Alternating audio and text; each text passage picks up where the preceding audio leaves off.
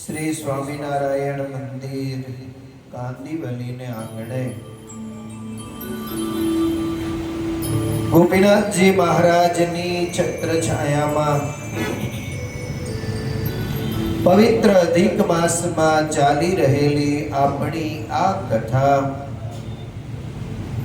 એ ભાગવત કથાના સપ્તમ દિવસનો આજે મંગલ પ્રારંભ કરી રહ્યા છીએ. જોત જોતામાં 7 દિવસનો સમય કેમ વ્યતીત થઈ ગયો એનો પણ આપણને ખ્યાલ રહ્યો નથી. જિંદગીના મહામૂલા દિવસો એક પછી એક વ્યતીત થતા જાય. એ દિવસોમાં જેટલું ભગવાનનું ભજન થાય, જેટલી ભગવાનની ભક્તિ થાય, જેટલા ભગવાન શ્રી હરિના ચરિત્રો સાંભળવા મળે એટલો સમય આપણા જીવનનો સાર્થક સમય છે. 7 દિવસ આજે પૂર્ણ થવા જઈ રહ્યા છે. 7 દિવસની આપણી આ ભાગવત રૂપી ભાગીરથી એનો 8 વાગે વિરામ થશે. ફરી વદ પક્ષ જ્યારે આવશે ત્યારે ફરી એકવાર અહીંયા ભગવાન ઘનશ્યામ મહારાજના ચરિત્રોની કથા થશે. મારા કરતા પણ વિશેષ તો તમને ખ્યાલ હોય કે ક્યારે કઈ તારીખે કથાની શરૂઆત થાય છે. અહીંયા આ સમગ્ર ટ્રસ્ટી મંડળ, અહીંયા અરવિંદભાઈ બેઠા છે, જીતુભાઈ આજે થોડા કામમાં વ્યસ્ત હશે, અમારે પૂર્વ ટ્રસ્ટી દીપકભાઈના બાપુજી જોબનપુત્રા સુનામ બેઠા છે. આ બધો પરિવાર પોતાના કામને છોડીને મંદિર માટે સેવામાં રત થાય છે. કાર્ય બધાની પાસે છે, સમય અત્યારે કોઈની પાસે નથી. છતાં પણ ભગવાન પ્રત્યે પ્રેમને કારણે એ સમયમાંથી સમય કાઢીને અહીંયાનો કારભાર કરે છે. કારભાર કરે છે એટલે સન્માન માટે નહીં, મોટું થવા માટે નહીં. આ કામ કરવું નહીં બહુ કઠણ હોય.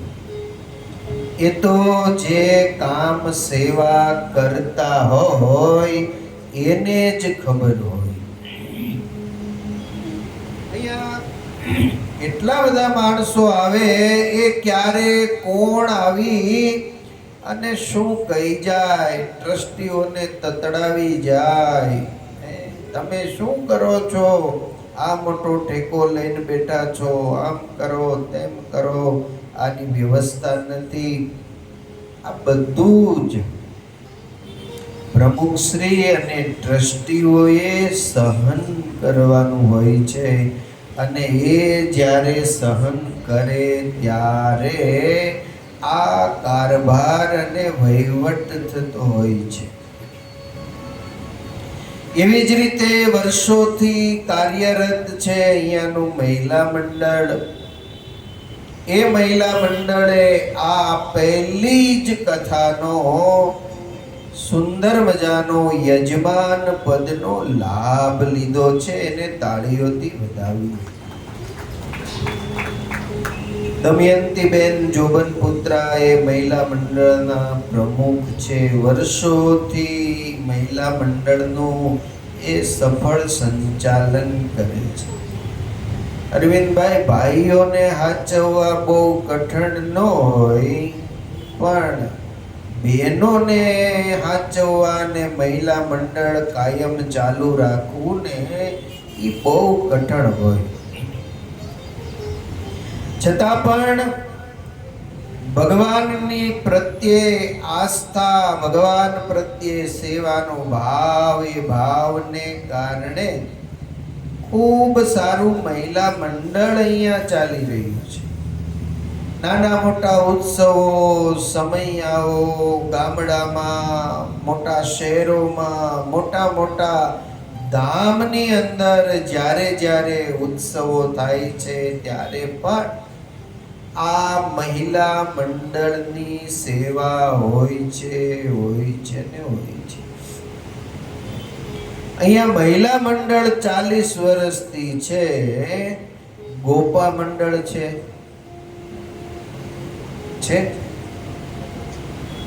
તમે કોઈ મંડળના સભ્યો છો? એ મેળે મન ફાવે તે આવે, મન ફાવે તે જાય. કોઈ પૂછે કે કેમ મોડા આવ્યા ને તોય છણકો કરીને એમ કે અમે થોડા નવરા છીએ. મોટા ભાગની સેવા મહિલા મંડળના માધ્યમે અહીંયા થઈ રહી છે.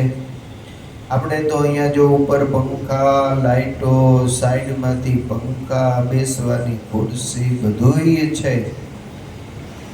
જ્યારે મહિલા મંડળે યજમાન પદ સ્વીકાર્યું, એની સેવા એમણે પૈસાથી કરી. સાથે સાથે આપણો આ કથા જ્યારે પૂર્ણ થાય ત્યારે પ્રસાદનું આયોજન છે. તો એ ચૂલાની પાસે બેસીને એ ગરમીમાં તપીને એ સરસ મજાનો પ્રસાદ આપણા માટે બનાવે છે. એટલું નહીં, બધા જ કામો ઘરના કરતા કરતા ઘરના કામથી પરવારીને સૌથી પહેલા અહીંયા આવીને સેવામાં લાગી જાય છે. એની સાથે સાથે જુનાગઢ ગઢડા હોય, વડતાલ હોય, ભુજ હોય, ધોલેરા હોય, છપૈયા હોય, આ બધા મોટા મોટા તીર્થ સ્થાનોમાં એ મહિલા મંડળના માધ્યમે કથાઓ થઈ છે. એને હૃદયમાં એવો ભાવ જાગે કે આપણી પાસે થોડાક પૈસા સભ્ય ફીના એકઠા થયા છે, ભેગા થયા છે, તો આપણે આ પૈસાથી એક સરસ મજાની કથા વડતાલમાં કરીએ, કથા ગઢપુરમાં કરીએ, કથા ધોલેરામાં કરીએ, સારંગપુરમાં કરીએ. અને મને ખ્યાલ છે ત્યાં સુધી હજી એક કથા 6 ધામ પૈકીના એક ધામ જુનાગઢમાં કદાચ બાકી છે. જુનાગઢની કથા કરવાનું હોય ત્યારે મહિલા મંડળ ઠરાવ કરે તો કહેજો, જુનાગઢ તો અમારું ધામ કહેવાય, અમારું ગામ કહેવાય. અને કથા કરવાની થાય તો કોઈ પણ પ્રકારની દક્ષિણા વગર અમે કથા કરી દઈશું. જુનાગઢ રાધારમણ દેવના સ્થાનમાં તમે જ્યારે આવો છો ત્યારે સુંદર મજાની કથા થાય એવી અંતરની ભાવના આજે શ્રીમદ ભાગવત કથાના 7મા દિવસે અહીંયાથી વ્યક્ત કરી રહ્યા છીએ. તીર્થ સ્થાનોમાં કથા જ્યારે કરીએ ત્યારે ભગવાન ત્યાં બિરાજે છે. એ તીર્થ સ્થાનનું કણ કણ પવિત્ર છે. આ બધું જ સાનિધ્ય હોય છે, પણ તીર્થ સ્થાનોમાં કથા જ્યારે કરીએ ત્યારે એક વાતનું દુઃખ હોય છે, બહુદા એ તીર્થ સ્થાનોમાં તમે અહીંથી જેટલા શ્રોતા ગયા હોય ને એટલા જ કથા સાંભળવા વાળા હોય. બાકી ગામમાંથી કોઈ આવે ને આપણી કથા સાંભળે એવી બહુ આશા રાખવી. તમે બધા સ્થાનોમાં ગયા હશો તો ખબર હશે, ભાગ્યે જ કોક 2-5 વ્યક્તિ એવા હોય કે આપણી કથાનું આયોજન હોય ને કથામાં કથા સાંભળવા માટે આવે. તો સુંદર મજાની કથાઓ આ મહિલા મંડળના માધ્યમે થઈ છે. ફરી એકવાર તાળીઓથી એમને વધાવીએ અને કથાના દોરને આપણે આગળ ધપાવીએ. સુખદેવજી મહારાજ પરીક્ષિત રાજાને કહે કે હે રાજન, ભગવાન દ્વારિકાધીશ દ્વારિકા આવ્યા પછી એમનું પ્રથમ લગ્ન કુંદનપુર શહેરના ભીષ્મક મહારાજા એમની દીકરી રૂક્મિણીની સાથે થયું છે અને એ લક્ષ્મી નારાયણની દિવ્ય અને અજોડ જોડ થઈ છે. ગઈકાલે અહીંયા કથાના માધ્યમે પ્રત્યક્ષ યજમાનોએ લાભ લઈ અને લક્ષ્મી નારાયણ દેવના જે લગ્ન દ્વારિકાધીશના રૂક્મિણીની સાથે થયેલા લગ્ન એની વેદોક્ત વિધિ એને આપણે સૌએ અહીંયા નજરે નિહાળી છે. આપણા ધન્ય ભાગ્ય છે, આપણી ધન્ય ઘડી છે. આવા અવસરના આપણે સાક્ષી બન્યા છીએ. શુક બોલે રાજન, ભગવાન દ્વારિકાધીશનું બીજું લગ્ન જાંબુવાન નામના રીંછ એની કન્યા જાંબુવંતીની સાથે થયું છે. એની પાછળ બહુ મોટી સ્યમંતક મણીની કથા છે. એ સ્યમંતક મણીની કથા આપણે કરવા જઈએ તો આપણો પોણા કલાકનો સમય એ કથામાં વ્યતીત થઈ જાય. પરંતુ જાંબુવાન રીંછની સાથે ભગવાન શ્રી કૃષ્ણ નારાયણે યુદ્ધ કર્યું. યુદ્ધના અંતે જાંબુવાનને પરાજિત કર્યો. પરાજિત થયેલો જાંબુવાન રાજી થયો અને રાજી થયેલા જાંબુવાને પોતાની દીકરી જાંબુવંતી અને પોતાની પાસે રહેલો સ્યમંતક મણી એ ભગવાન દ્વારિકાધીશને ભેટમાં આપ્યો છે. સુખદેવજી મહારાજ પરીક્ષિત રાજાને કહે, રાજન, એ ભગવાન દ્વારિકાધીશનું બીજું લગ્ન સત્યભામાની સાથે થયું છે. ત્રીજું લગ્ન કાલિંદીની સાથે થયું છે. ચોથું લગ્ન કાલિંદીની સાથે થયું છે. પાંચમું લગ્ન મિત્રવિંદાની સાથે થયું. છઠ્ઠું લગ્ન સત્યા નામની કન્યાની સાથે થયું. સાતમું લગ્ન ભદ્રાની સાથે થયું. આઠમું લગ્ન લક્ષ્મણા નામની કન્યાની સાથે થયું. સભામાં બેસીને જ્યારે લગ્નની કથા સાંભળતા હોઈએ તો ક્યારેક મનમાં એમ વિચાર થાય કે ભગવાને તો 8 લગ્ન કર્યા. એટલા પણ અત્યારનો યુવાન જે છે ને એ યુવાનને 35 વર્ષનો સમય વયો જાય તો પણ એકનો ક્યાંય મેળ પડતો નથી. ભગવાન અષ્ટધા પ્રકૃતિ જે છે એ અષ્ટધા પ્રકૃતિના માલિક થયા છે. ભગવાનનો ગ્રહસ્થ સંસાર બરાબર ચાલી રહ્યો છે. એમાં ભૌમાસુર નામનો એક અસુર, આ અસુર પૃથ્વી ઉપર ત્રાસ વર્તાવતો હતો. ભગવાન દ્વારિકાધીશને સમાચાર મળ્યા છે. ભૌમાસુરની સાથે યુદ્ધ કર્યું, ભૌમાસુરને પરાજિત કર્યો અને એનો વધ કર્યો. એ ભૌમાસુરે પોતાની જેલની અંદર 16,100 કુમારિકાઓને પકડીને કેદખાનામાં પૂરીને રાખી હતી. ભૌમાસુરનો વધ થયા પછી 16,100 ને ભગવાન દ્વારિકાધીશે મુક્ત કરી.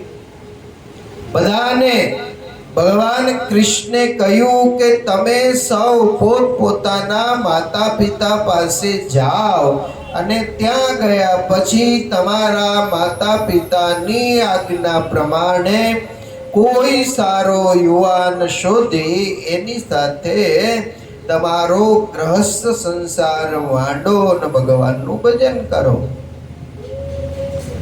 ઈ 16,100 એ ભગવાન દ્વારિકાધીશને કહ્યું કે હે પ્રભુ, અમે 1 વર્ષ સુધી અહીંયા ભૌમાસુરે જેલમાં અમને પૂરી હતી, અહીંયા કારાવાસની અંદર અમે રહીએ છીએ, એટલે હવે અમારું આ જગતનો કોઈ પુરુષ હાથ ઝાલશે. હવે તો અમને જો તારે મુક્ત રાખવી હોય તો અમારો હાથ તું ગ્રહણ કરે, અને અમને મુક્ત ન કરવી હોય અને મુક્ત ન રાખવી હોય તો અમને જેલમાં પૂરી દે. અમારી બાકી રહેલી જિંદગી અમે એ જેલમાં અમે વિતાવશું. ભગવાન પ્રસન્ન થયા. પ્રસન્ન થયેલા ભગવાને 16,100 નું પાણી ગ્રહણ કર્યું. ટોટલ કેટલું થયું? 16,108. 16,108 રાણીના પતિ ભગવાન શ્રી કૃષ્ણ નારાયણ બન્યા છે. એક દિવસ નારદજી વિચાર કરે કે એક પત્નીને સાચવતા એનો પતિ થાકી જાતો હોય તો આ દ્વારિકાધીશ 16,100 ને કેમ હાચવતો હશે? એમ કરીને નારદજી આવ્યા છે ભગવાન દ્વારિકાધીશની પાસે. નારદજી આવ્યા એટલે ભગવાન શ્રી કૃષ્ણ નારાયણે નારદનું સ્વાગત કર્યું. આવો નારદ, આપ જેવા સંત અમારે આંગણે પધાર્યા, અમારું જીવન ધન્ય થયું, ધનભાગ અને ધન્ય ઘડી. કોઈ સદગ્રહસ્થને ત્યાં સંત જ્યારે પધારે અથવા તો ફોન કરીને એમ કહે કે અમે કાલે તમારે ત્યાં આવીએ છીએ, તો એ સદગ્રહસ્થનું સદભાગ્ય હોય. આપણે કહીએ કે સંતો અમારે ત્યાં પધારો અને સંતો પધરામણી કરવા માટે આવે, એ જુદી વાત છે.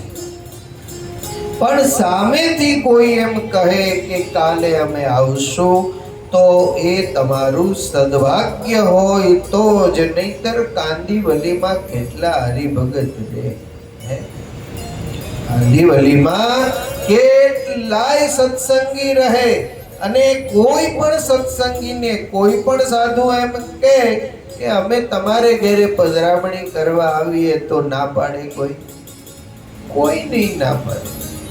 પણ એ બધા જ પૈકીના એક તમારા ઉપર જ્યારે કળશ ઢોળાયો છે અને કહ્યું કે અમે તમારે ત્યાં આવશું, એટલે તમારું સદભાગ્ય માનજો.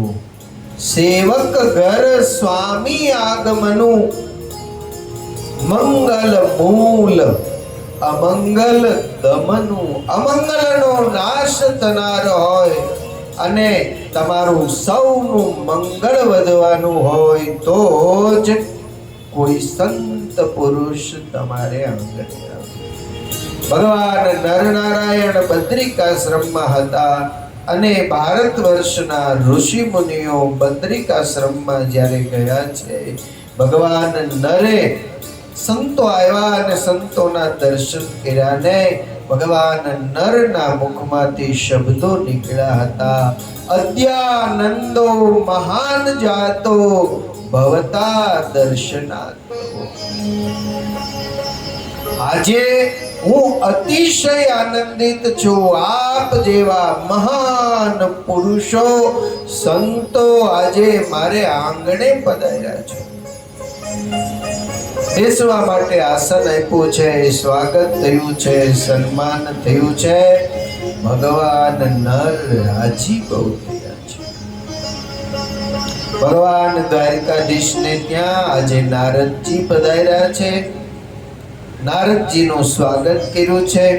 દ્વારકાધીશે પૂછ્યું, નારદ કેમ આવ્યા? પ્રભુ, એક સંશય મનમાં થયો છે, એટલા માટે આવ્યો છું. નારદ, શું છે?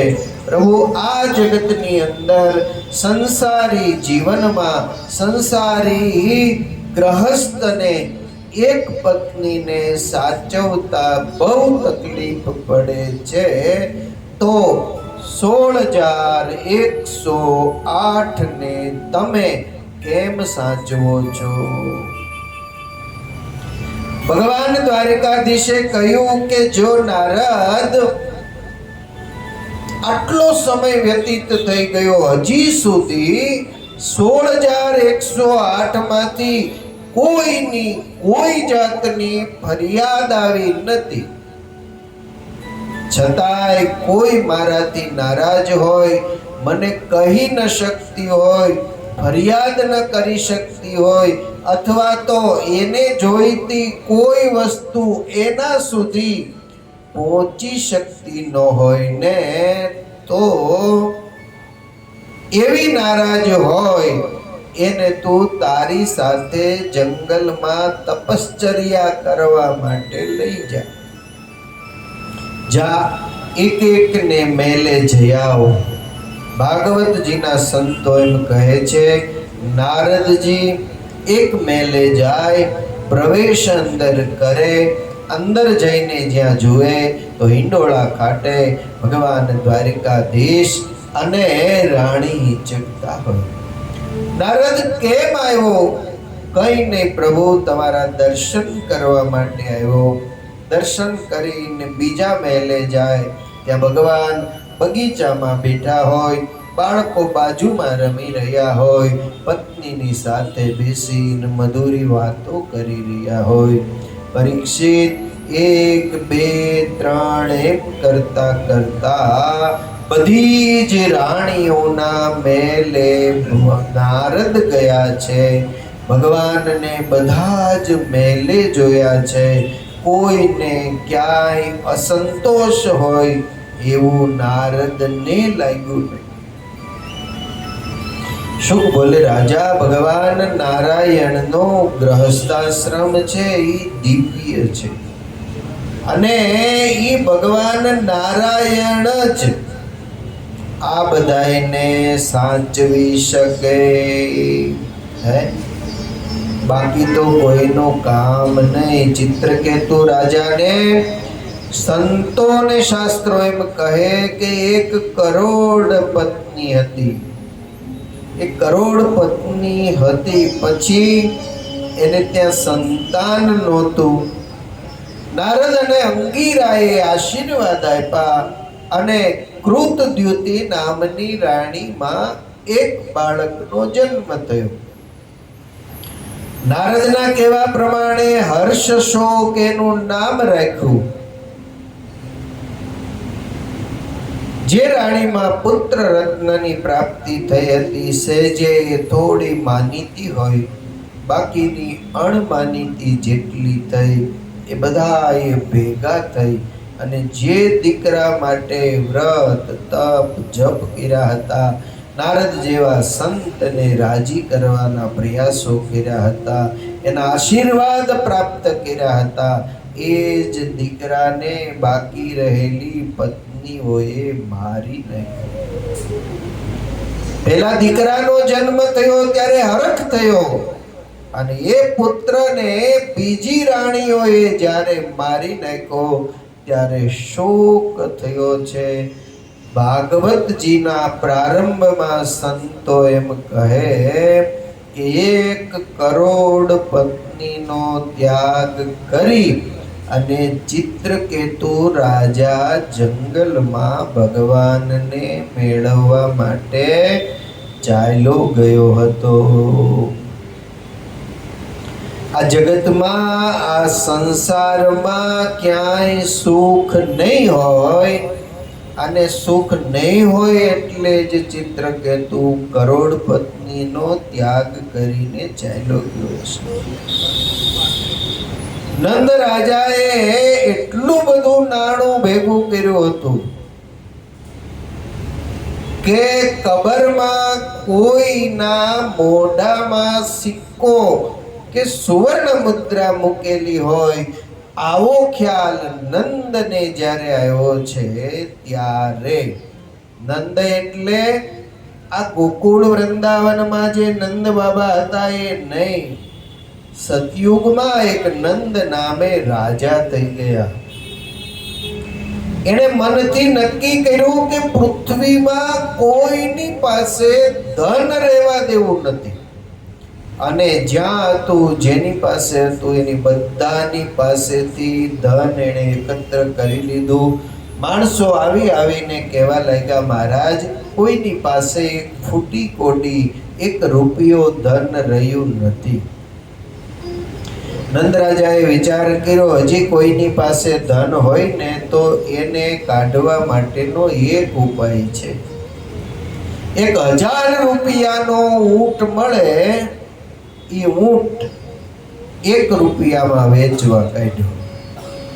અહીંયા આવે છે ને ઘણા, અત્યારે સોનાનો ભાવ 1.5-2 લાખ હશે, પણ ઘણા એમ કહે કે લાખ રૂપિયામાં તોલું લઈ જાઓ. આ તો તમને એકને કહું છું, લાખમાં તમારું મન ન માને તો 80 દેજો, પછી 80 આપણે દઈએ, 80 દઈને હોનું લઈ પણ લઈએ, પણ શું થાય? એ સોનું હોય. ટ્રેનમાં મુસાફરી તમે કરો તો ટ્રેનમાં યાત્રામાં બહુ દાયે જાઓ ને તો વેચવા વાળા બધી વસ્તુ લઈને આવે, એમાં પાવર બેંક વેચવા આવે. હવે જે પાવર બેંક 800 થી 1000 રૂપિયાની આવે એ તમને 100-150 રૂપિયામાં આપે.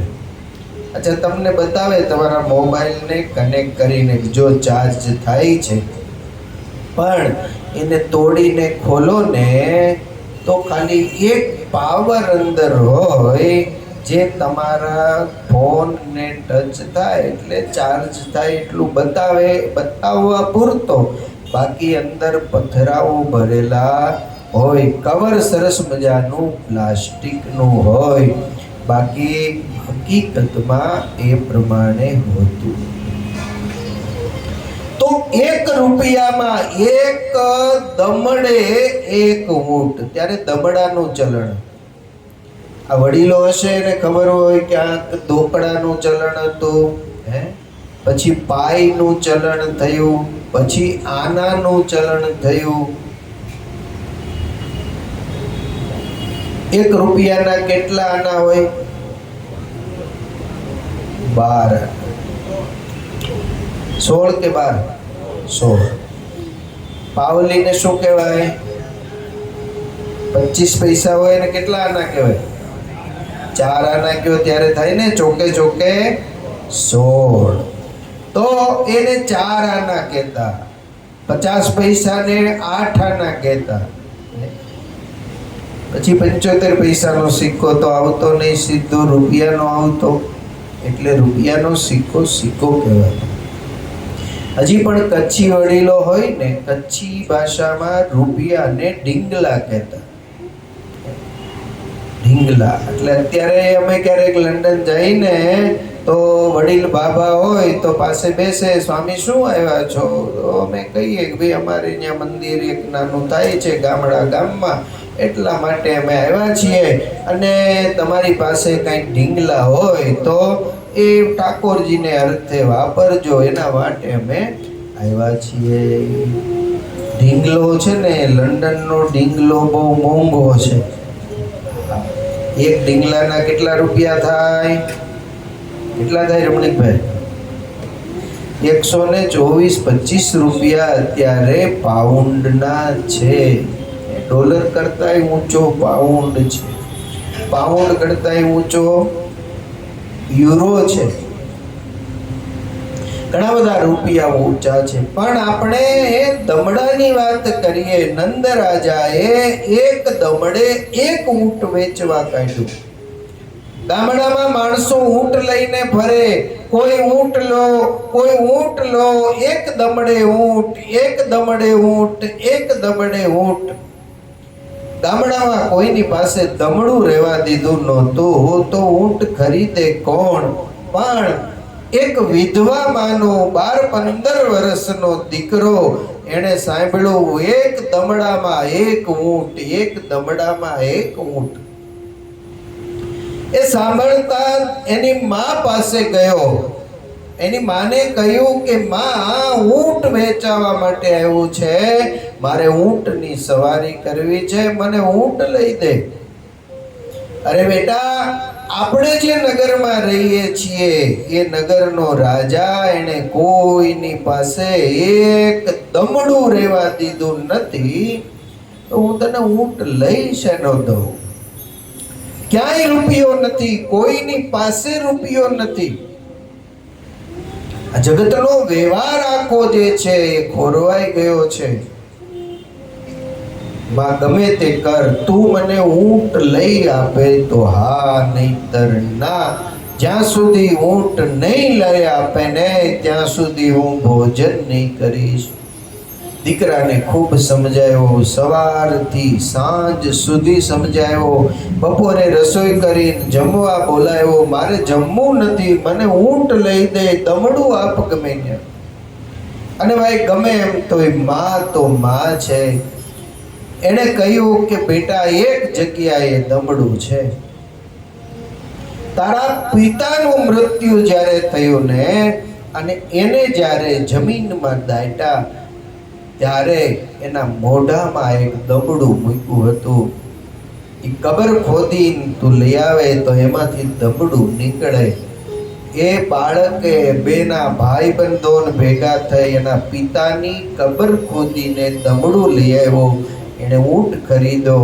નંદ રાજા પાસે વાત ગઈ, એક ગામમાં એક ઊંટ વેચાયો.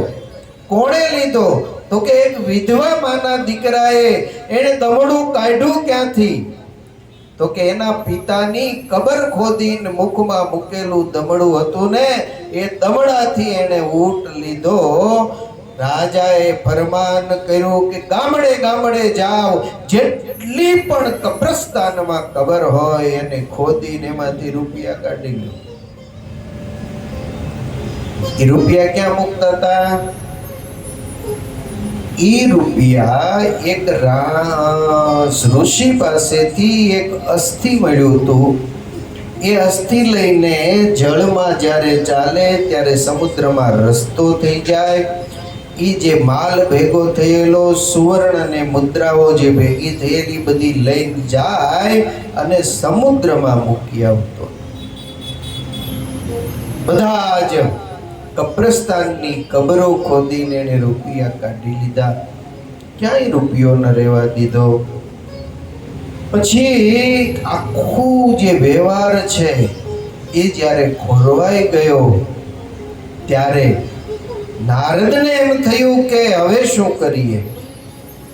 હવે તો આ રાજાનું મૃત્યુ થાય તો કંઈક થાય. એટલે નારદ નારાયણ નારાયણ કરતા નંદ રાજાને ત્યાં આવ્યા છે. રાજા બારગામ ગયા હતા, રાજમહેલમાં અંદર ગયા. રાણીની પાસે જઈને નારદજીએ કહ્યું કે આ રાજા છે એને તમારા ઉપર કેવો પ્રેમ છે,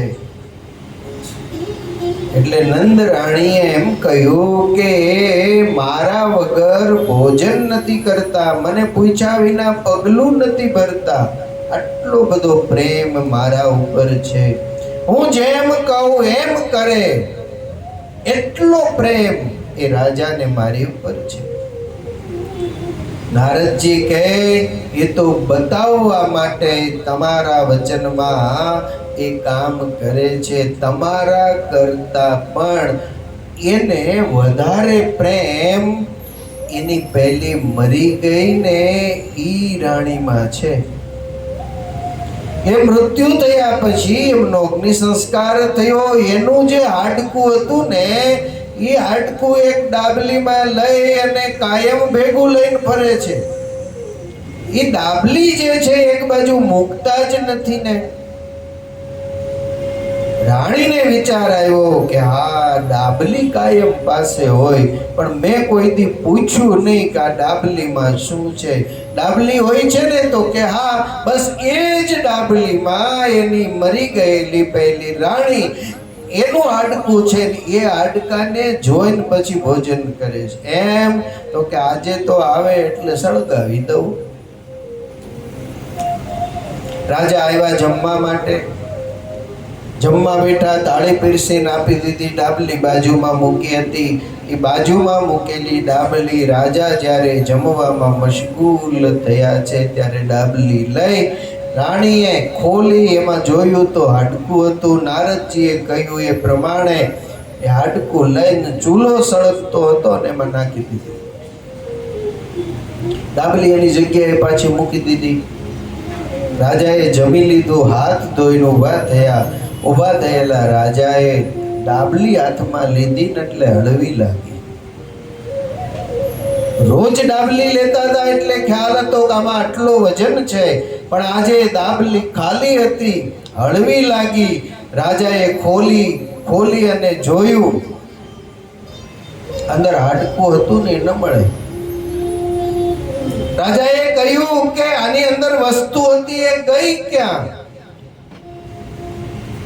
એના પત્ની આવીને કહ્યું કે હા મારા કરતા પેલી બહુ વાલી હતી ને, એને જોઈને ભોજન કરતા હતા, એને જ કાયમ સાથે ને સાથે રાખતા હતા. એના ગયા પછી એનું હાડકું એક બાજુ એકલું નહોતા મૂકતા ને, તો મેં એ હાડકાને સળગાવી દીધું. ઈ સળગાવી દીધું. ઈ સાંભળતાની સાથે પરસેવો વળી ગયો અને પ્રેશર વધી ગયું. શું કામ?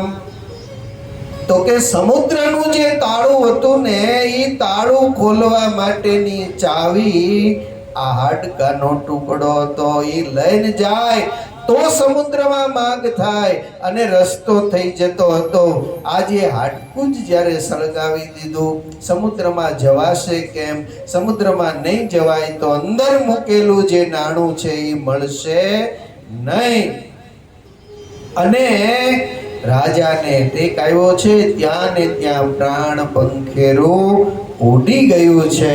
અને પછી નારદજીના કહેવાથી સમુદ્રમાં રહેલી લક્ષ્મી છે એને બહાર કાઢી છે અને જગતનો વ્યવહાર ચાલુ થયો. એટલે તો આપણા સંતોએ લખ્યું કે ન રહ્યું નાણું રાજાનંદનું,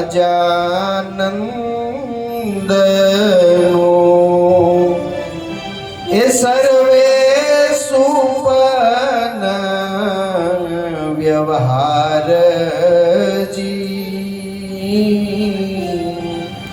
રાજાનું નાણું ન રહ્યું નંદ રાજાનું. એમ બાજંદ રાજા છે, એ બાજંદ રાજા થયો તો એને મૃત્યુ શું કહેવાય એ ખબર નહોતી. સંતોએ વૈરાગ્યના જે કીર્તનો લખ્યા છે એમાં આ બધા દ્રષ્ટાંતો આપણને આપ્યા છે. કેવડું બાજંદ રાજા પાસે લશ્કર હતું. આપણી તો બુદ્ધિ અને આપણી પાસે રહેલું કેલ્ક્યુલેટર એના આંકડા પૂરા થઈ જાય. બાજંદ રાજા પાસે 13 તુંબા લશ્કર હતું. કેટલું? 13 તુંબા. તેર તુંબા કોને કહેવાય?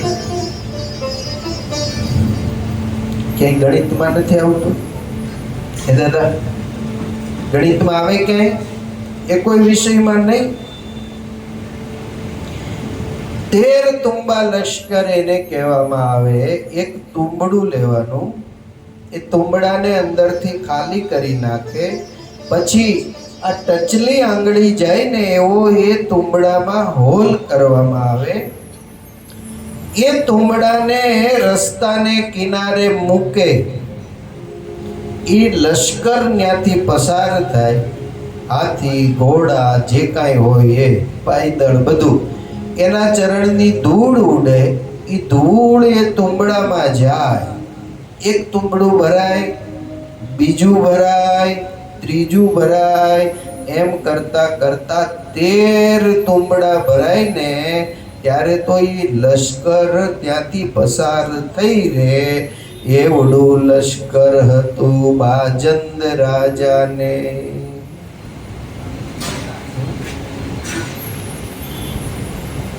આપણા ગણિતમાં આવે ઓલા કે ને હજારો હાથીડા. હા, આવડે છે.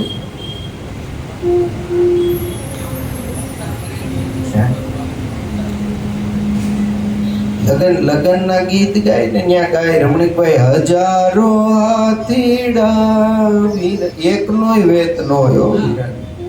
હા, અને હજારો હાથીડા જાનમાં કે. પણ આ બધી મમતા જે છે એ પહેલા જે રાજા રજવાડાઓ થઈ ગયા એની જો વાત આપણે કરીએ ને તો આપણી બુદ્ધિ બેર મારી જાય. રાજસ્થાનમાં જાઓ તમે, એને મહેલો બનાવ્યા કાંઈ નકરા પથરા જ ખડકાવે રાખ્યા, પથરા જ ખડકાવે રાખ્યા. એ તમે એક એક મહેલને જો તમને એમ થાય કે આ ક્યારે થઈ રહ્યું હશે. અને ત્યારે થોડા હેલિકોપ્ટર હતા, ત્યારે થોડો ડ્રોન હતું, ક્યાંયથી પથરો ઉપાડી સીધો દિવાલ ઉપર ડ્રોન મૂકી દે. એ તો અત્યારે થાંભલા ઊભા કરે તો સીધું ડ્રોન આવે અને થાંભલા ઉપર થાંભલો મૂકી દે. એ દિવસે કંઈ હતું નહીં.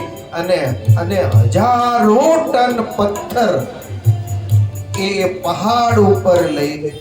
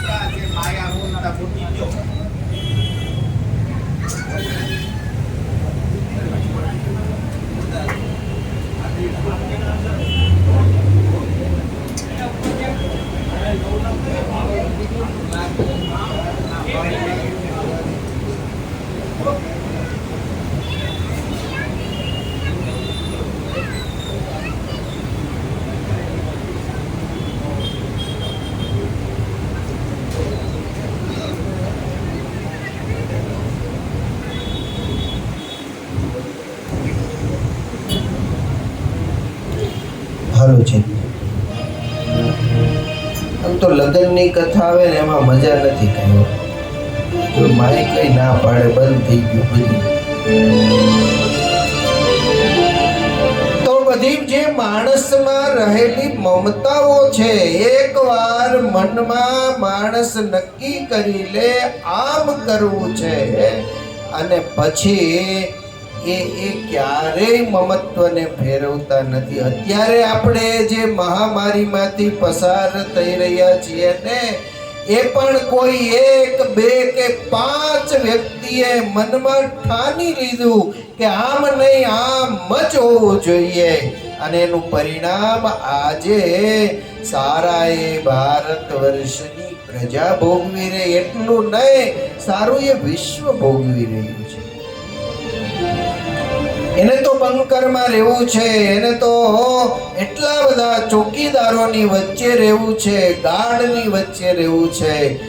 મુશ્કેલી જો કોઈ હોય તો કોઈને તો એ સામાન્ય પ્રજાને મુશ્કેલી છે, અને એની પાછળનું કારણ જો કોઈ હોય ને તો એ માણસની રહેલી મમતા છે. માણસનું શરીર ક્ષીણ થઈ જાય, જીર્ણ થઈ જાય, પરંતુ માણસની મમતા મરતી નથી. એવી મમતા મરી નહીં, એનું મારે શું કરવું?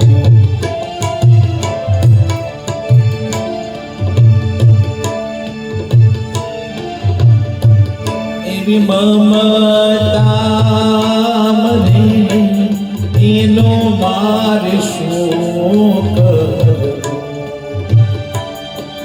વાલો મારો દીનનો દયાળ ચિત્તને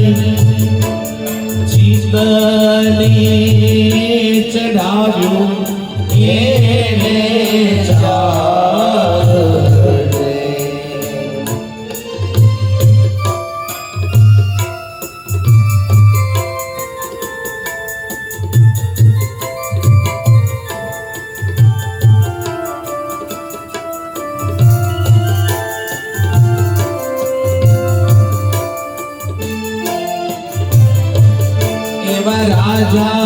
રાજાના સ્વરૂપ ધરી મેં તો જોઈ લીધા, ધનનો નહીં કોઈ પાર. આટલા એવા આટલા ધને રે એ મન મારું સ્થિર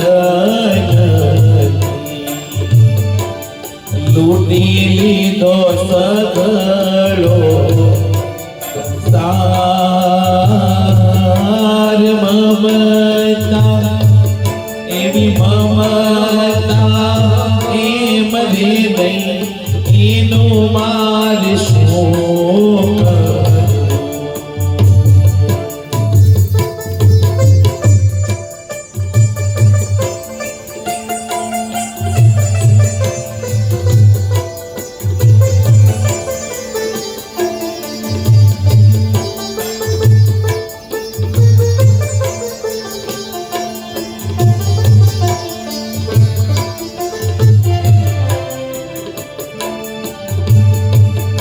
એવા જોગીના એ સ્વરૂપ ધરી મેં તો જોઈ લીધા, નાનનો નહીં કોઈ પાર. આટલા એવા આટલા એ નાની રે મન મારું સ્થિર વાચા મેં તો વેદને પુરાણ. મમતા એવી મમતા એમ કે નહીં, એનું મારે શું કરવું? માણસના જીવનમાં મમતા છે ને એ દેહ છૂટી જાય ત્યાં સુધી મળતી નથી, અને મમત્વની સાથે દેહમાંથી પ્રાણ જ્યારે જાય છે ત્યારે એ મમત્વ એ માણસને બીજો જન્મ લેવડાવે છે. એવા છીપોના એ સ્વરૂપ ધરી મેં તો જોઈ લીધા, પાણીનો નહીં કોઈ પાર. આટલા એવા આટલા એ પાણીએ મન મારું સ્થિર નથી, સ્વાર્થમાં રહી આસ. મમતા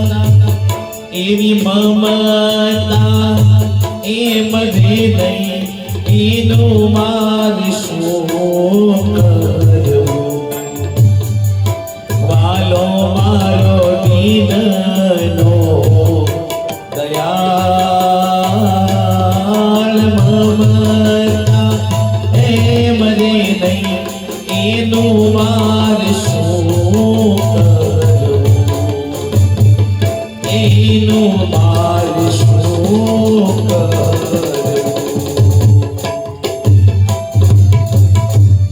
માણસના જીવનમાં મમતા જે છે, મારાપણાનો ભાવ છે, એ ભાવ શરીર જીર્ણ થઈ જાય છતાં પણ નાશ પામતી નથી, મરતી નથી. સુખદેવજી મહારાજ પરીક્ષિત રાજાને કહે છે કે રાજન, નારદજી બધા જ મહેલોએ ફરીને આવ્યા છે, ભગવાનના દર્શન થયા છે, આખું જગત ઈશ્વરમય છે એવું નારદજીને સમજાયું છે. એક દિવસનો સમય છે, બલરામ ગોકુળ ગયા છે અને પૌંડ્રક નામનો એક માણસ દ્વારિકાની અંદર દ્વારિકાધીશ જેવા વેશને ધારણ કરી દ્વારિકાધીશની જેમ બે પાંચ જય જયકાર કરે એવા માણસોને સાથે લઈ અને એમણે એવો દાવો કર્યો કે એ કૃષ્ણ એ દ્વારિકાધીશ નથી, કૃષ્ણ હું છું. ભગવાન બાલકૃષ્ણલાલ દ્વાપર યુગમાં પોતે હાજર હતા અને એક પૌંડ્રક એમ કહેતો હતો કે એ કૃષ્ણ સાચો નથી, કૃષ્ણ હું છું, ભગવાન હું છું. અત્યારે ઘોર કલિકાલનો સમય ચાલે છે. એ ઘોર કલિકાલના સમયમાં ભગવાન કેટલા છે? કેટલા છે ભગવાન? મુંબઈમાં છે કોઈ ભગવાન?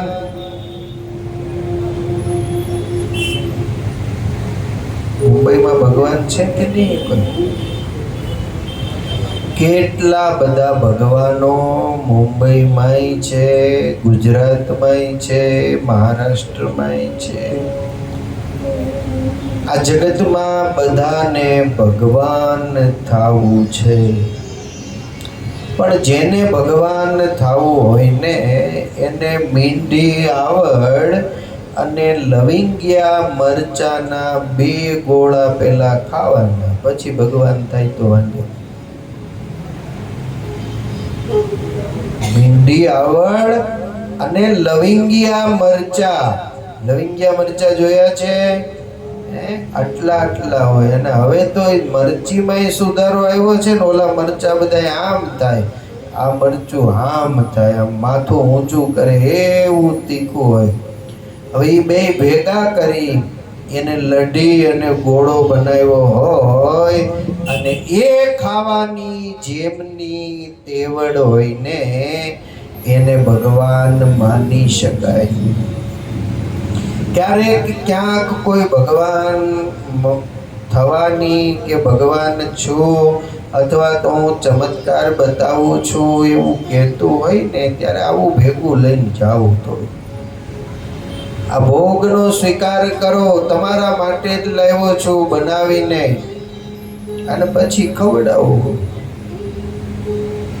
ભગવાન સહજાનંદ સ્વામી લોજના આશ્રમમાં જ્યારે રહેતા હતા, કાયમ મીંઢી આવળ અને લવિંગિયા મરચાનો ગોળો બનાવીને ભગવાન ખાતા. આજુબાજુમાં સ્વામીના ભગવાનના નામની સુવાસ ફેલાય.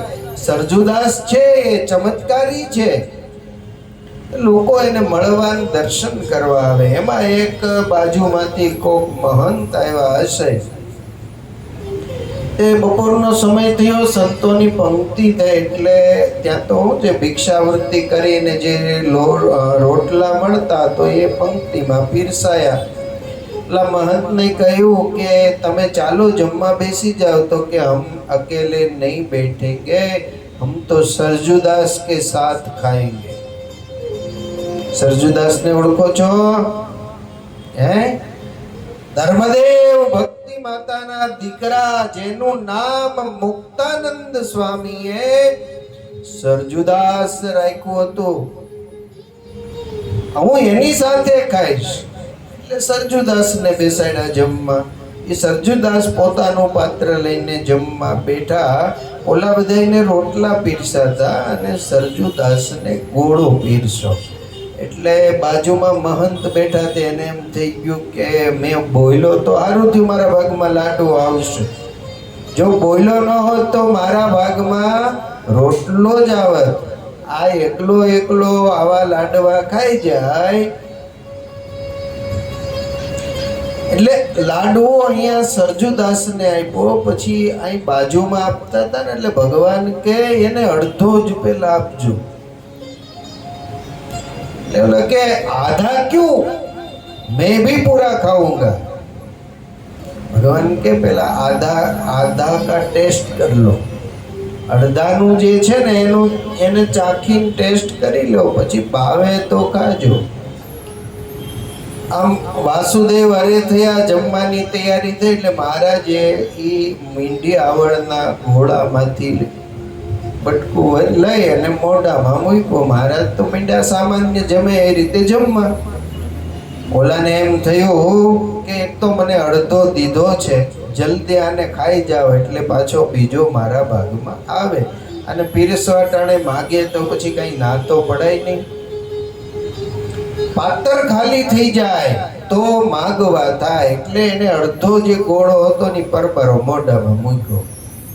પણ મોઢામાં મૂકીને મોઢું બંધ કર્યું. એ બંધ કરતાની સાથે ક્યાં જાય, ન બહાર કઢાય ન ગળા નીચે ઉતારાય. મોઢામાં આમથી આમ ફેરવે. જેટલો વધારે ગોળો અડધો મોઢામાં ફરે ને એમ તીખું લાગે, એમ તીખું લાગે.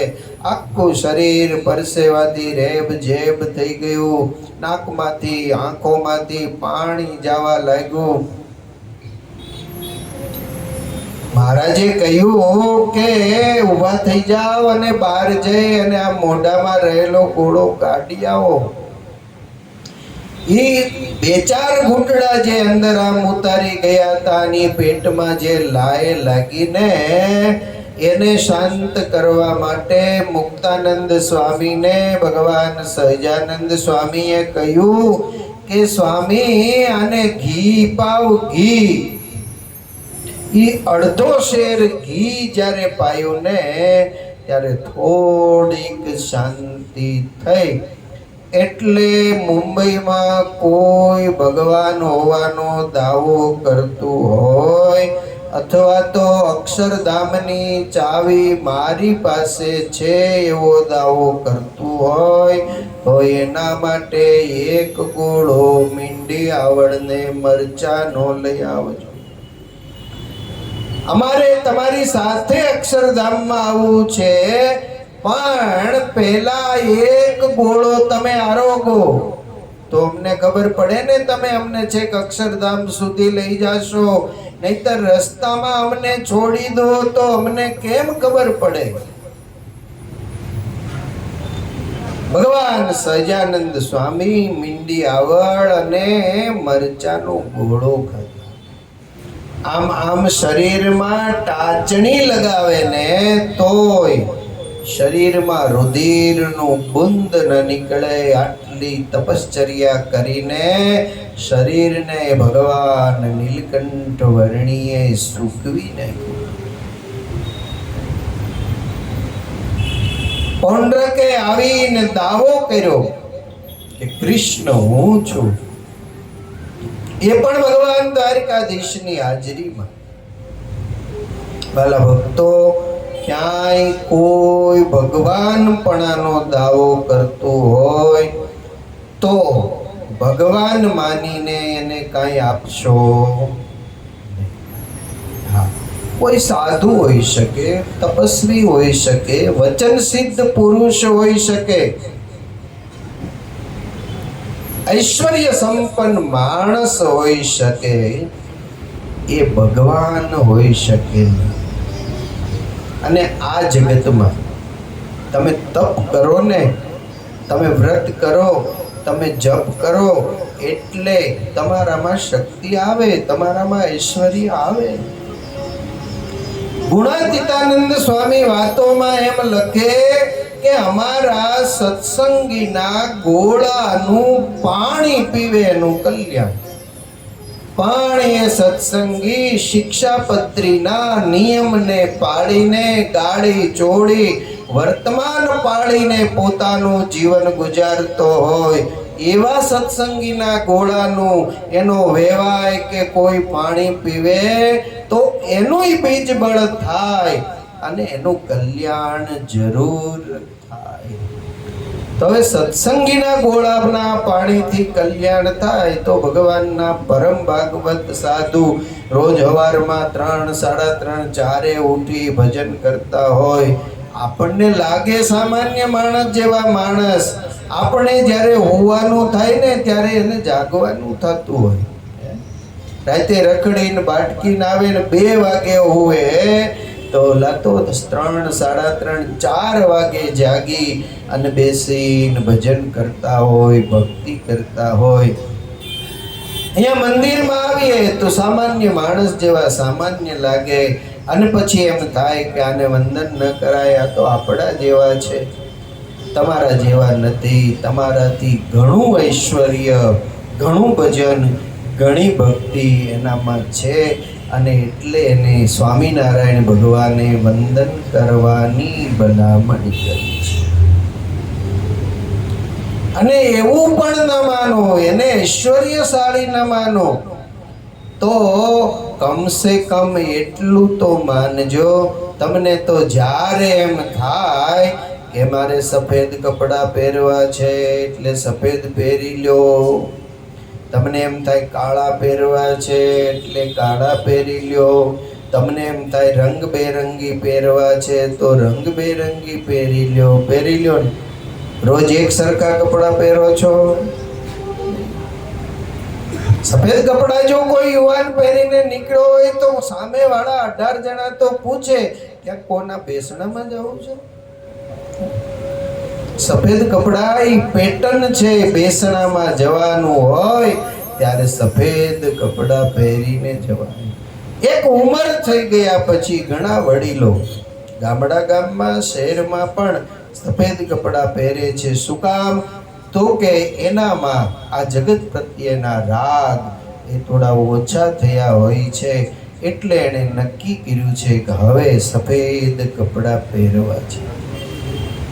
બાકી આપણને રોજ એક સરખા કપડાં ગમતા.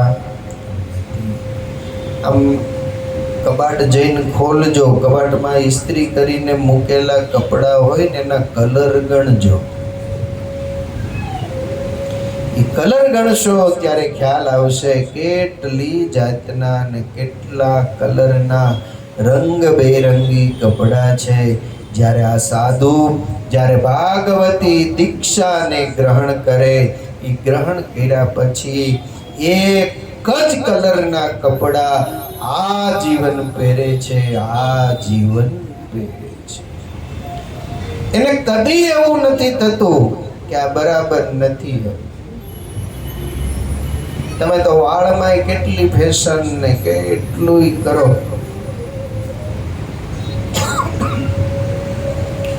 અને એક ભાઈ અમરેલીમાં છે, એને મોટા વાળ રાખ્યા છે જટિયા. દર મહિને વાળ સરખા કરાવવા અમરેલીથી રાજકોટ જાય. હા, 5000 રૂપિયા લે વાળ હરખા કરવાના. કેટલા?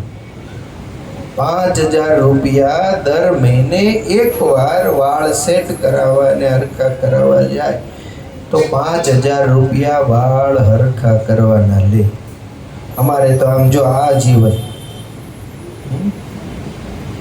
આમાં કાંઈ કોઈને કાંઈ દેવું લેવું નહીં, કાંઈ લેવા નથી દેવા. તો અહીંયા તો મુંબઈમાં મોંઘા છે, પણ નહીતર મુંડન કરવું હોય તો સેવા ભાવી હરિભગત હોય ને તો એ નાપી દાવીને સેવામાં મુંડન કરી જાય. અને આવું આવું રાખો ને તો એ આનંદ આનંદ ને આનંદ, કાંઈ માથાકૂટ જ નહીં. એક ભાઈ વાણંદની દુકાને ગયા, વાણંદે પૂછ્યું કે ભાઈ કેવડા વાળ રાખવા છે? તો કે એવડા રાખજે, મારી ઘરવાળીના હાથમાં પકડાય નહીં. બાંધીએ ત્યારે આમ માળ પકડે ને, એ કે પકડાય નહીં એવા રાખજે. જો કે અહીંયા મુંબઈમાં તો બાંધવાનો ક્યાં સમય છે? તો ક્યાંક ક્યાંક કોક બાંધતા હોય, ઝઘડી લેતા હોય, એ કાંઈ અહીંયા આવીને કે થોડા કોઈને. સુખદેવજી મહારાજ પરીક્ષિત રાજાને કહે કે હે રાજન, મિથ્યા પૌંડ્રક આવ્યો છે દ્વારિકામાં, અને એ પણ દાઉજી દ્વારિકા છોડીને જ્યારે ગોકુળ ગયા છે ત્યારે આવ્યો છે. દાઉજીની હાજરીમાં તો આવે નહીં, નકર દાઉજી તો મૂકે નહીં. ભગવાન શ્રી કૃષ્ણ નારાયણે એ મિથ્યા પૌંડ્રકનો વધ કર્યો છે. સમય પછી સમય જતા જરાસંઘ, શિશુપાળ, દંતવક્ર, શાલ્વ જેટલા બાકી રહ્યા હતા એ પૃથ્વીના ભારભૂત જે રાજાઓ હતા એ રાજાઓનો પણ સંહાર કર્યો છે. સુખદેવજી મહારાજ કહે છે કે રાજન, એ ભગવાન દ્વારિકાધીશ જે દિવસે મથુરાથી સાંદીપની ઋષિની આશ્રમની અંદર વિદ્યાનો અભ્યાસ કરવા માટે ગયા હતા, એ સાંદીપનીના આશ્રમમાં અભ્યાસ કરતા કરતા ઘણા બધા પ્રાંતમાંથી, જુદા જુદા સ્થાનોમાંથી વિદ્યાર્થીઓ આવ્યા હતા.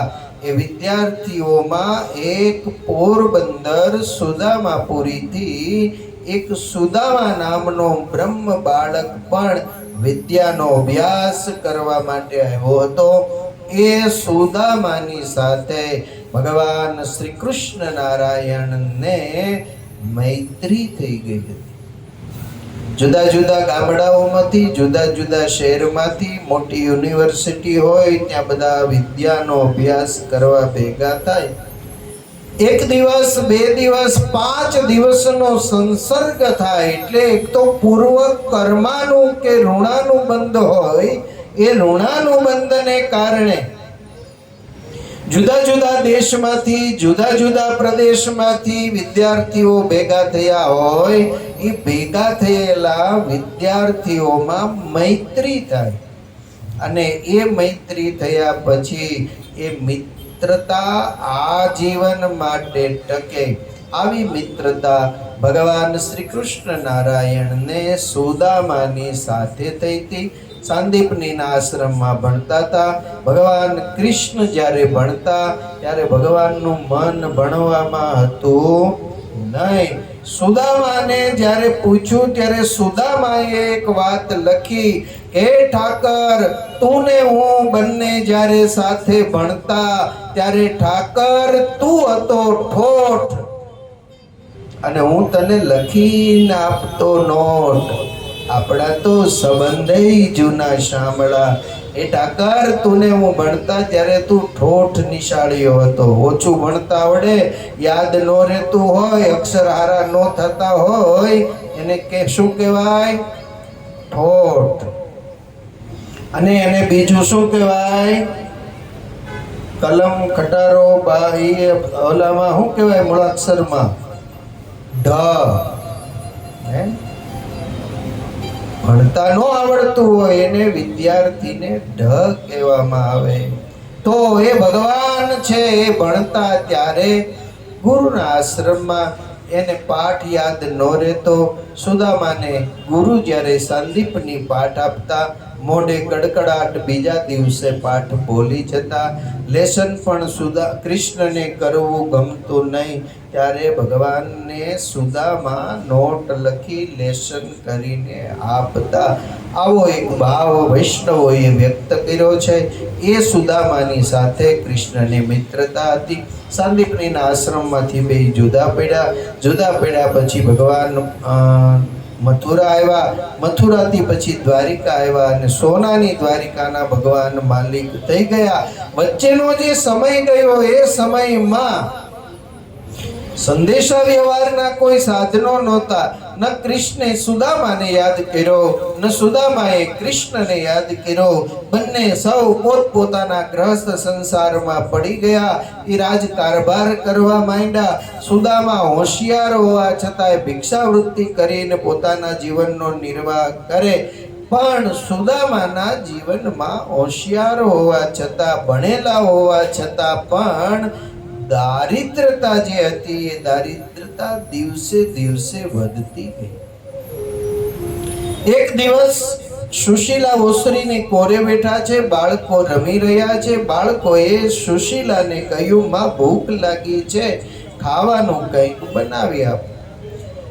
સુદામાના પત્ની સુશીલાજીએ બાળકોને એમ કહ્યું કે બેટા, તારા પિતા ભિક્ષાવૃત્તિ કરવા માટે ગયા છે, હમણાં આવે એટલે એમાં જે લોટ આવશે એમાંથી હું તને ભાખરી કે રોટલી કંઈક બનાવી આપીશ. થોડીક વાર થઈ, સુદામા ભિક્ષાવૃત્તિ કરીને આવ્યા, પાત્ર ઓસરીની કોરે મૂક્યા. આ થાંભલાના ટેકે સુશીલા બેઠા હતા. આ થાંભલાના ટેકે આવીને સુદામા બેસી ગયા. પણ આજ સુદામા ઉદાસ બહુ હતા. સુશીલાએ સુદામાને પૂછ્યું પણ ખરું કે આમાં કંઈ આવ્યું છે?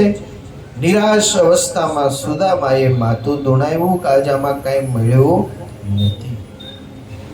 સુશીલાએ પણ પાત્રમાં જોયું તો પાત્રમાં આજ ચપટી લોટ નહોતો. ધીમે રહીને સુશીલાએ સુદામાને કહ્યું કે આજે કેમ આવું થયું? ખબર નહીં, ભગવાન આપણી ઉપર કદાચ રૂઠો હોય એવું લાગે. પણ સુશીલા આજ દિવસ સુધી કોઈ દિવસ તે ફરિયાદ નથી કરી. પણ આજ મને અંતરમાં એમ થાય છે કે હું તને બે શબ્દ કહું. તારા જેવી સંસ્કારી દીકરી મારે ઘરે આવી અને મારું આંગણું પાવન કર્યું, મારી અર્ધાંગીની તરીકેની જવાબદારી તે નિભાવી, કદી ફરિયાદ નથી કરી. પણ સુશીલા, તને એમ થતું હોય મનમાં કે મારા પતિને કાંઈ આવડતું નથી, મારા પતિ કાંઈ ભણ્યા નથી, મારા પતિ કંઈ કામ કરવા જતા નથી. સુશીલાએ કહ્યું, મેં ક્યાં તમને કોઈ દિવસ કીધું કે તમારામાં કંઈ ખોટ છે? સંસ્કારી પત્ની હોઈને એ પતિના પ્રારબ્ધને પોતાનું પ્રારબ્ધ સમજીને ઈ સંસારનું જે ગાડું છે એ ગાડાને ધીમે ધીમે ધીમે અંકાલીને સંસાર સાગરને પાર લઈ જાય. એક પણ દિવસ એવી ફરિયાદ ન કરે કે તમને પરણીને હું હેરાન થઈ ગઈ. આ સંસ્કાર નથી. આવી વાત ક્યારેય સુશીલાએ સુદામાને કરેલી નહીં. સુદામાને સંકોચ થતો હતો એટલે સુદામાએ કહ્યું કે તને કદાચ મનમાં એમ થતું હોય તો કે મેં તમને કદી કહ્યું નથી, મને કોઈ જાતનો સંશય નથી. સુશીલા, હું અને અત્યારે જે દ્વારિકાના માલિક છે ને, દ્વારિકાધીશ કૃષ્ણ, એ બે સાંદીપનીના આશ્રમમાં ભણતા હતા. એ સાંદીપનીના આશ્રમમાં ભણતા હતા ને, એ કૃષ્ણ જ્યારે મળે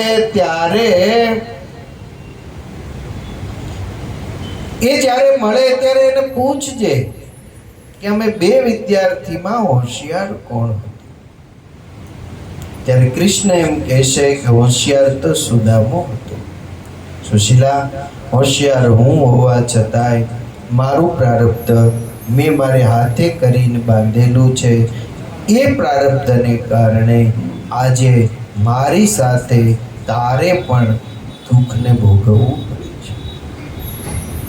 સુશીલાએ ધીમે રહીને કહ્યું કે કૃષ્ણ તમારા મિત્ર છે ને? તો કે હા. તો તમે અત્યાર સુધી કોઈ દિવસ યાદ ન કર્યું?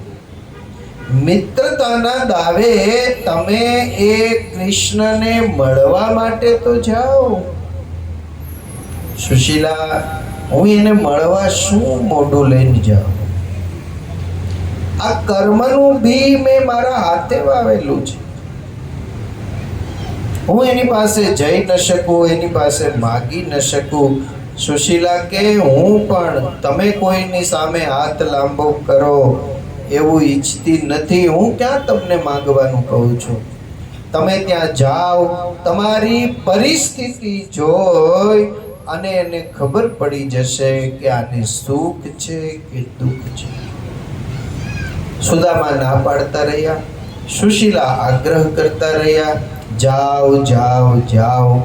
બે દિવસ ગયા પછી એક દિવસ સુશીલાએ ફરીને યાદ કર્યું કે તમે કૃષ્ણને મળી આવો તો ખરા. સુદામા જવા માટે તૈયાર થયા એટલે સુદામાએ સુશીલાને કહ્યું કે મિત્રતાના નાતે હું એને મળવા તો જાઉં, પણ અહીંયાથી આટલા વર્ષો પછી હું જાઉં છું તો એને આપવા માટેની ભેટ તો કંઈક જોઈએ ને.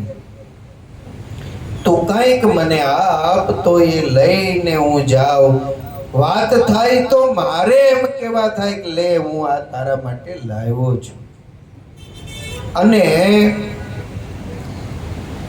સુશીલા બાજુમાંથી ઉછીના 3 મુઠ્ઠી પૌવા લે. અહીંયા મુંબઈમાં વાટકી વ્યવહાર હોય કે નહીં ખબર નહીં, પણ ગામમાં પહેલાના સમયમાં વાટકી વ્યવહાર હતો. એક ફળિયામાં બધા જ કુટુંબના સભ્યો રહેતા હોય, બધા જુદા જુદા અટકના, જુદી જુદી સરનેમના બધા જ હોય. ફળિયું મોટું હોય, સૌને પોતપોતાના ઘર હોય, પણ ક્યારેક આના ઘરમાં વસ્તુ ઓછી હોય અથવા તો ખૂટી હોય તો બાજુવાળાને ત્યાં વાટકી લઈને જાય અને ત્યાંથી લઈ આવે. આવો વાટકી વ્યવહાર હતો. પાછું જ્યારે એને ઘરે આવી જાય એટલે પાછું જે લઈ આવ્યા હોય એને પાછું દઈ આવે. આવી રીતે એ વાટકી વ્યવહાર હતો. સુશીલા બાજુમાંથી લઈ આવ્યા 3 મુઠ્ઠી પૌવા. એ કપડું લઈ એ કપડાની અંદર પૌવા નાખ્યા, એને ગાંઠો વાળીને પોટલી બાંધી સુદામાને હાથમાં આપીને કહ્યું કે તમે દ્વારિકા જાઓ અને જાઓ ત્યારે આ દ્વારિકાધીશને ભેટ આપજો. સવારનો સમય છે, ગોઠણ સુધીની પોતડી છે, ખભે એક ઉત્તરીય ખેસ છે, દરિદ્રતા છે જેને કારણે શરીરમાં હાડકાઓ દેખાય આવી સુદામાની સ્થિતિ છે. ડગમગ કરતો દેહ છે, હાથમાં લાકડી રહી ગઈ છે, એ જ હાથમાં ઉપરના ભાગે પૌવાની પોટલી બાંધી છે અને સુદામાપુરીથી દ્વારિકા જવા માટે નીકળ્યો છે. એવો હરિને મળવા સુદામો હાલ્યો.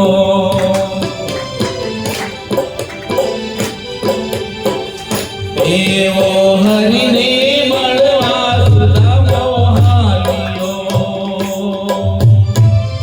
બંધ છે બંધ. ભાઈ બંધીના ભરપૂર મળ્યા રે દ્વારકાના પંથે હરિને મળવા સુદામો હાલ્યો.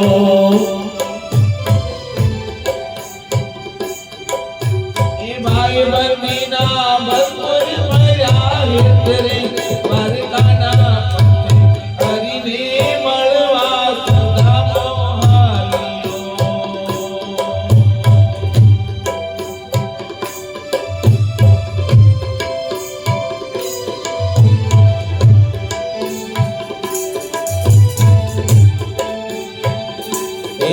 ताली के साथ सब गाइयो. पोरबंदर की हालियो.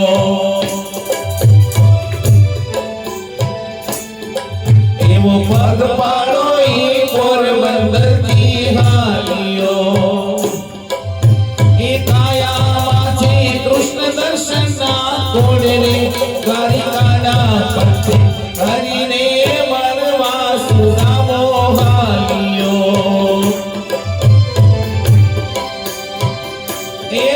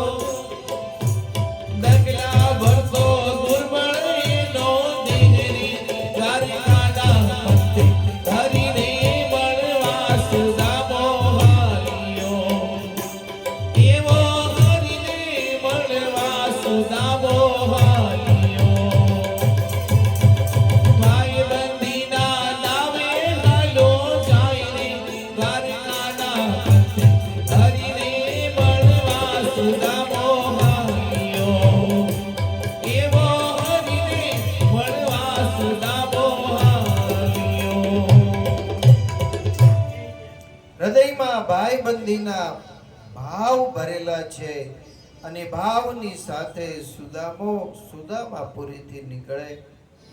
ડગલા ભરતો ધીમે ધીમે દુર્બળ દેહ છે.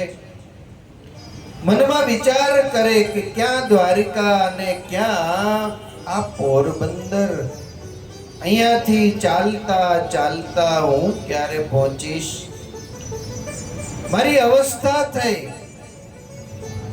ખાવા પીવાનું કઈ સાથે નથી અને પોરબંદર થી દ્વારિકા પહોંચાશે કેમ? આ તો ભગવાન નારાયણ જો કૃપા કરે ને તો જ પહોંચી શકાય, નહીતર પહોંચવું મુશ્કેલ છે. એકાદ ગાઉનું અંતર જ્યાં કાપ્યું હશે. સુદામા થાક્યો છે. થાકેલા સુદામા એક વૃક્ષની છાયામાં બેસી ગયા છે. બેસીને ભગવાન કૃષ્ણને, દ્વારિકાધીશને બેઠા બેઠા સુદામા યાદ કરે અને યાદ કરતા કરતા સુદામાની આંખ મળી ગઈ છે.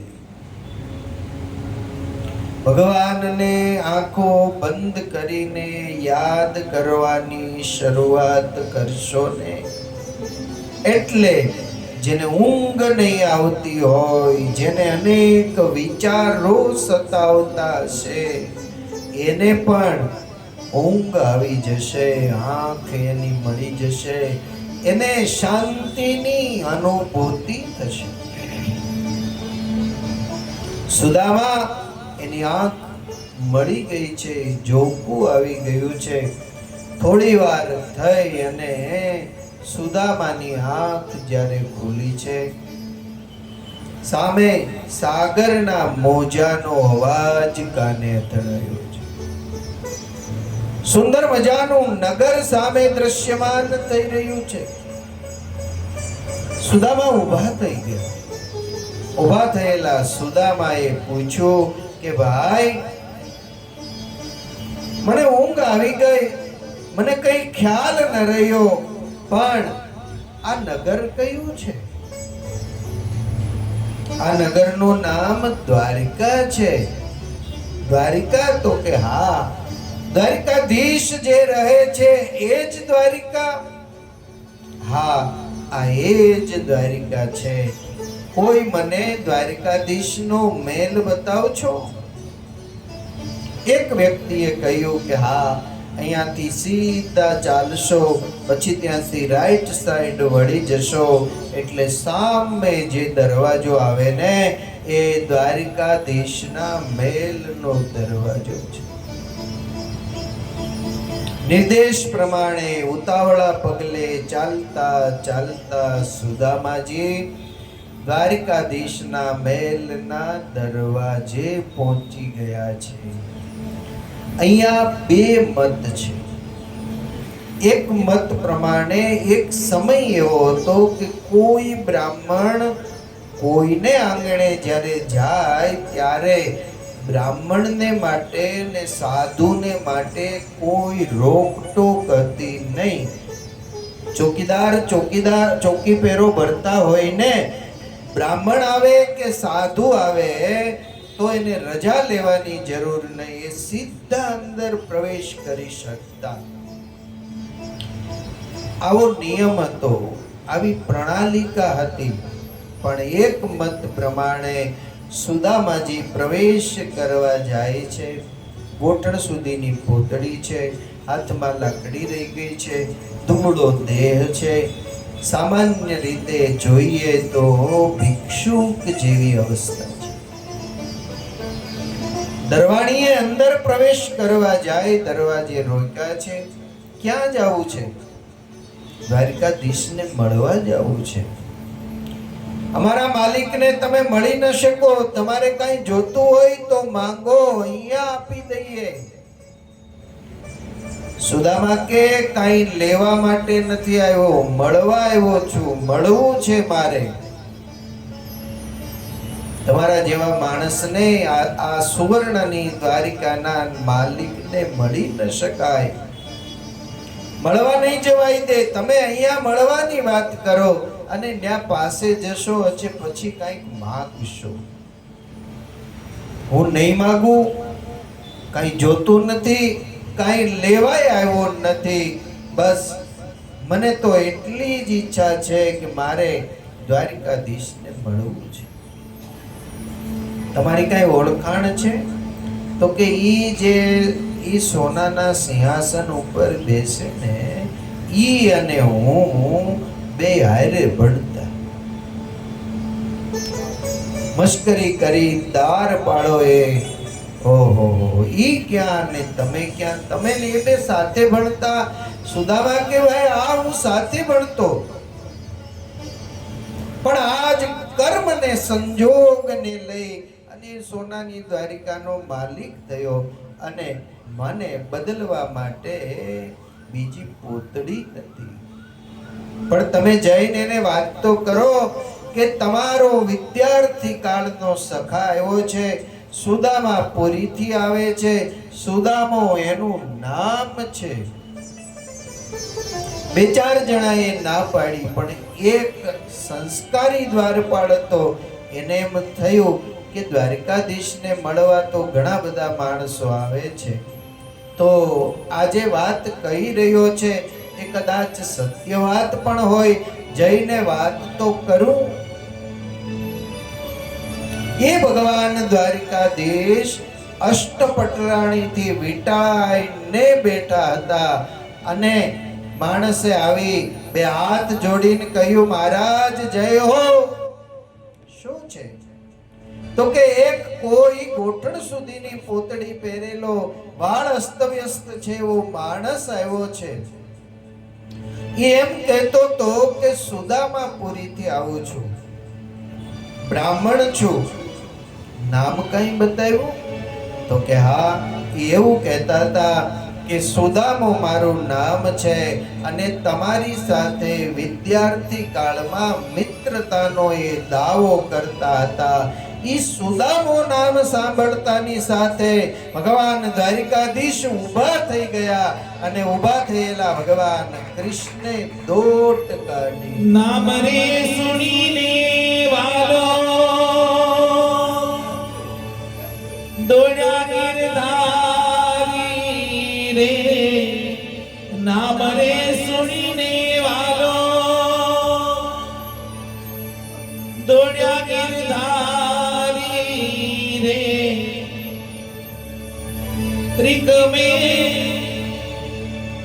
ત્રિકમે લીધા છે ને તેડી રે. આસુડા એની આંખમાં રે. સુદામો ચિતારી કામાયા રે. દર્શન કરવા દીનાનાથના રે. ભગવાન દ્વારકાધીશે દોટ કાઢી છે. પગમાં મોજડી પહેરવા રહ્યા નથી. ખભા ઉપર ઉતરી ખેસ હતો, એ ખેસ પણ રસ્તામાં પડી ગયો છે. એને લેવા માટે પણ ઊભા રહ્યા નથી અને દરવાજે પહોંચ્યા છે. સુદામાને બાથમાં લઈને મળ્યા છે. મારો મિત્ર આવ્યો, મારો સખા આવ્યો, મારો મિત્ર આવ્યો, મારો સખા આવ્યો. આંખમાંથી સુદામાની દશા જોઈને અશ્રુઓની ધારા થઈ ગઈ. સુદામાને લઈને કૃષ્ણ આવ્યા છે. આવ્યા તો ખરા. રૂકમિણી, પાણી ભરીને લાવો, સુંદર મજાનું પિતાંબર લાવો, સુંદર મજાના દાગીનાઓ લાવો. આજ મારો સુદામો આવ્યો છે, મારો મિત્ર આવ્યો છે, મારો સખા આવ્યો છે. એ સુદામાને કુશળતાના સમાચાર પૂછ્યા પછી સ્નાન કરાયું છે. ભગવાન દ્વારિકાના નાથે સુદામાના અંગને ચોળીને સુદામાને સ્નાન કરાયું છે. અંગડા ચોળે સેના આઠે પગરાણી રે. અંગડા ચોળે સેના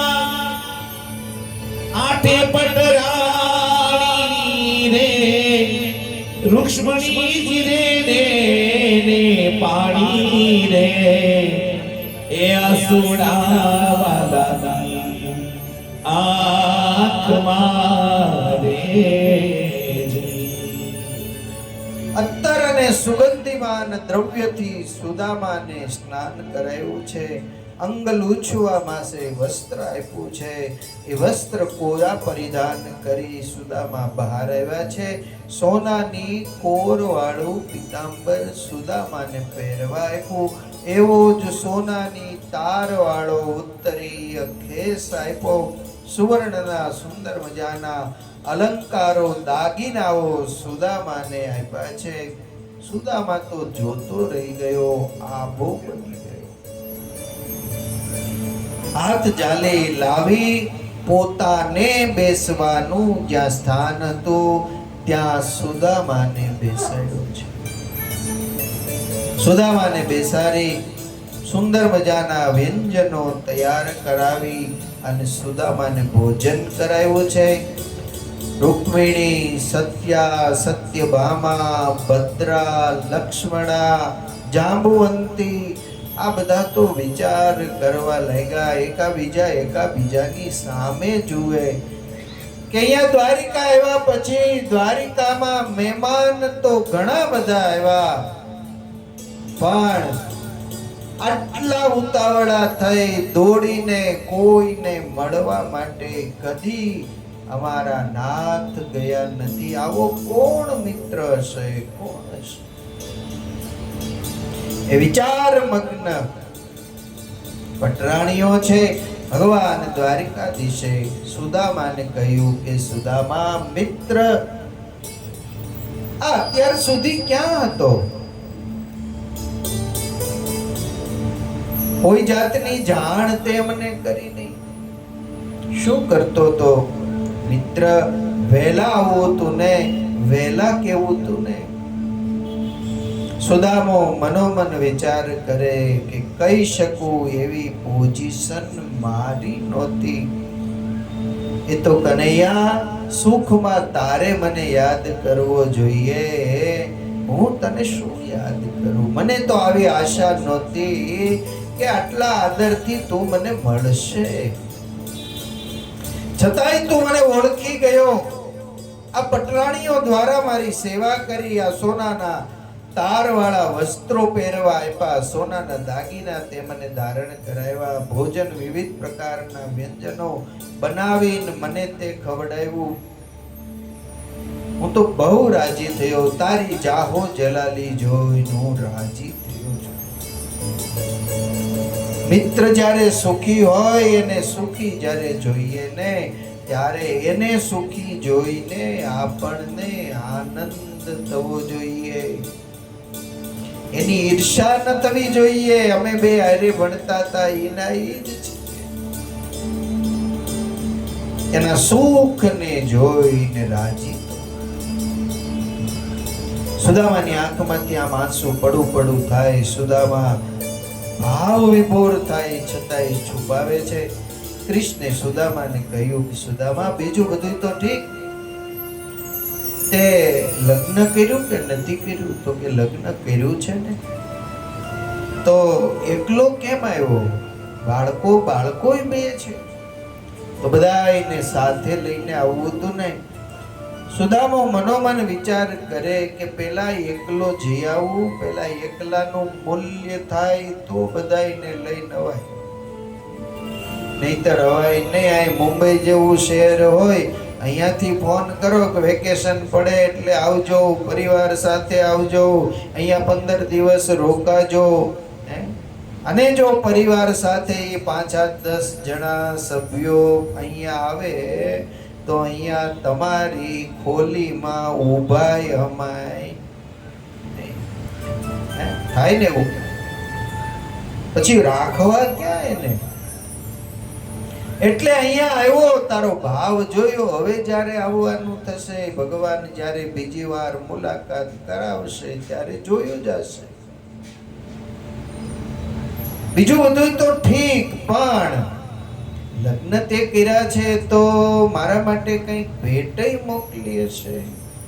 સુદામા વિચાર કરે, કોરા પૌવા 3 મુઠ્ઠી છે, અહીં તો રસવાળા હે, વિવિધ પ્રકારના વ્યંજનો મને જમાડ્યા, આવા કોરા પૌવા મારે આજે એને આપવા નથી. સુદામાને વિચાર થયો, તે દિવસે ડાળિયા ખાઈ ગયો ને આવું પ્રારબ્ધ બંધાણું, આજ કોરા પૌવા ખવડાવવું અને કેવું પ્રારબ્ધ બંધાય એનું કઈ નક્કી નહીં. અને એટલે આપણે આપણા હૃદયનો ભાવ હોય, ભગવાનને અર્પણ કરવાનું હોય ને, ત્યારે સારામાં સારી વસ્તુ લાવીને ભગવાનને અર્પણ કરીએ છીએ. થોડામાંથી થોડું પણ ભગવાનને અર્પણ કરવાની વાત આવે, ભગવાનના પરમ ભાગવત સંતને અર્પણ કરવાની વાત આવે, ત્યારે આપણે સારી વસ્તુ ભગવાનને અર્પણ કરીએ છીએ. આ 3 મુઠ્ઠી કોરા પૌવા જો હું એને આપીશ તો હજી વધારે કઠમ પ્રારબ્ધ બંધાશે, એમ માનીને પોટલી સુદામા સંતાડતા રહે. ભગવાન નારાયણ વિચાર કરે કે 3 મુઠ્ઠી પૌવા મારા માટે આવ્યા છે, હવે જો અત્યારે મને નહીં આપે તો સુદામાનું દારિદ્ર છે એ દૂર નહીં થાય. માટે ગમે તે આઈડિયા કરીને મારે એની પાસેથી પોટલી લેવી પડશે. સંતાડીને રાખેલી પોટલી ભગવાન દ્વારિકાનાથે સુદામાનો હાથ ઊંચો કર્યો, બાજુમાં સંતાડેલી પોટલી હતી. સત્યભામાને કહ્યું, સત્યભામા જો તો આ સુદામો આવ્યો ત્યારની આ પોટલી કંઈક સંતાડીને રાખે, લઈ લે તો. સત્યભામાએ લઈ લીધી, ભગવાન દ્વારિકાધીશને આપી. એણે ગાંઠો ખોલી, પોટલી ખોલી, અંદર જ્યાં જુએ ત્યાં કોરા પૌવા. અરે સુદામા, હું કહેતો તો મારા માટે કંઈક ને કંઈક મોકલું હોય મારા ભાભીએ, તું આપવાની ના પાડતો હતો. જો આ કેટલું સરસ ભોજન મારા માટે ભેટ મોકલી છે. 1 મુઠ્ઠી પૌવાની ભરી ભગવાને સંકલ્પ કર્યો, આ મારા ઉદરમાં જાય, મારા ઉદરમાં રહેલા અનંત કોટી બ્રહ્માંડ તૃપ્ત થાય, એનું ફળ સુદામાને મળે, સુદામાને રહેવા માટેનો મેલ. ભગવાને એ પૌવા પોતાના મુખમાં મૂક્યા છે. ભગવાનના ઉદરની અંદર અનંત કોટી બ્રહ્માંડ વ્યાપીને રહેલું છે. એ બ્રહ્માંડના અધિપતિ પરમાત્મા નારાયણ છે. ભગવાન નારાયણે સંકલ્પ કર્યો, એ બ્રહ્માંડના જીવ તૃપ્ત થાય અને એનું પુણ્ય સુદામાને મળે, સુદામાને રહેવાનો મેલ. બીજી મુઠ્ઠી ભરી સંકલ્પ કર્યો, અષ્ટ સિદ્ધિ અને 9 નિધિ સુદામાની સેવામાં હાજર થઈ જાય. બીજી મુઠ્ઠી પવાય ભગવાન આરોગી ગયા. પત્ની જોઈ રહી અષ્ટપટરાણીઓ કે આ કોરે કોરા પૌવા ભગવાન ખાવા માંડ્યા છે. આપણને તો ખબર જ નહોતી આજ દિવસ સુધી કે ભગવાનને આટલા પૌવા ભાવતા હશે. આ કોરા પૌવા એને આટલા ભાવે છે તો આપણે તો એને રોજ બટેટા પૌવા કરીને ખવડાવે. પણ એ પૌવા જે ખાઈ રહ્યા હતા એમાં સુદામાનો પ્રેમ, સુશીલાનો પ્રેમ હતો અને સુશીલા અને સુદામાનું દારિદ્ર કાઢવું હતું.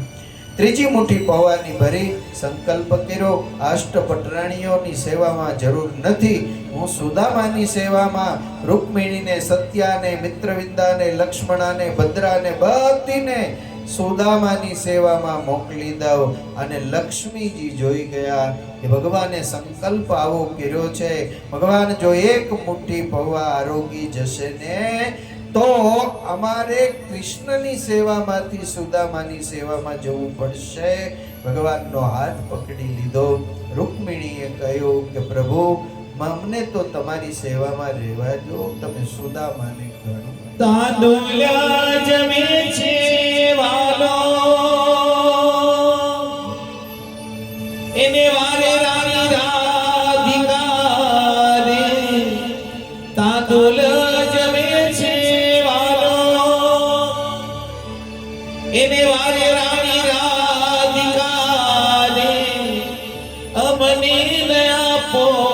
તમે વિનાશી રે સેવામાં રાખો શામળા રે સુદામોજી દ્વારિકામાં આવ્યા રે દર્શન કરવા દીનાનાથના રે ભગવાન દ્વારિકાધીશે સુદામાને ઘણું આપ્યું છે પણ જાણ કરી નથી. સાંજના સુવા માટે ગયા છે, સુખ દુઃખની વાતો કરી છે. સુદામાને ભગવાન કૃષ્ણ કહે છે, તને યાદ છે સુદામા આપણે સાંદીપનીના આશ્રમમાં ભણતા? યાદ છે? પછી તને ખબર છે બધાને સમિધ લેવા જવાના વારા હતા ને? તો કે એમાં એક દિવસ સમિધ લેવા જવાનો તારો અને મારો વારો હતો, યાદ છે? તો કે યાદ છે ને. અને પછી તને યાદ છે આપણે બે સમિધ લેવા ગયા અને વરસાદ આવ્યો, પછી આપણે પલળી ગયા અને પછી તારી દાઢી ડગડગ થતી હતી, દાંતની આરે દાંત ભટકાતા હતા. મેં તને પૂછ્યું તું યાદ છે? સુદામો કે યાદ છે મને, અને તે દિવસના હજી દાંતની આરે દાંત ભટકાય છે. ખાવાનું તો ક્યારેક મળે છે, ક્યારેક ખાવાનું મળતું.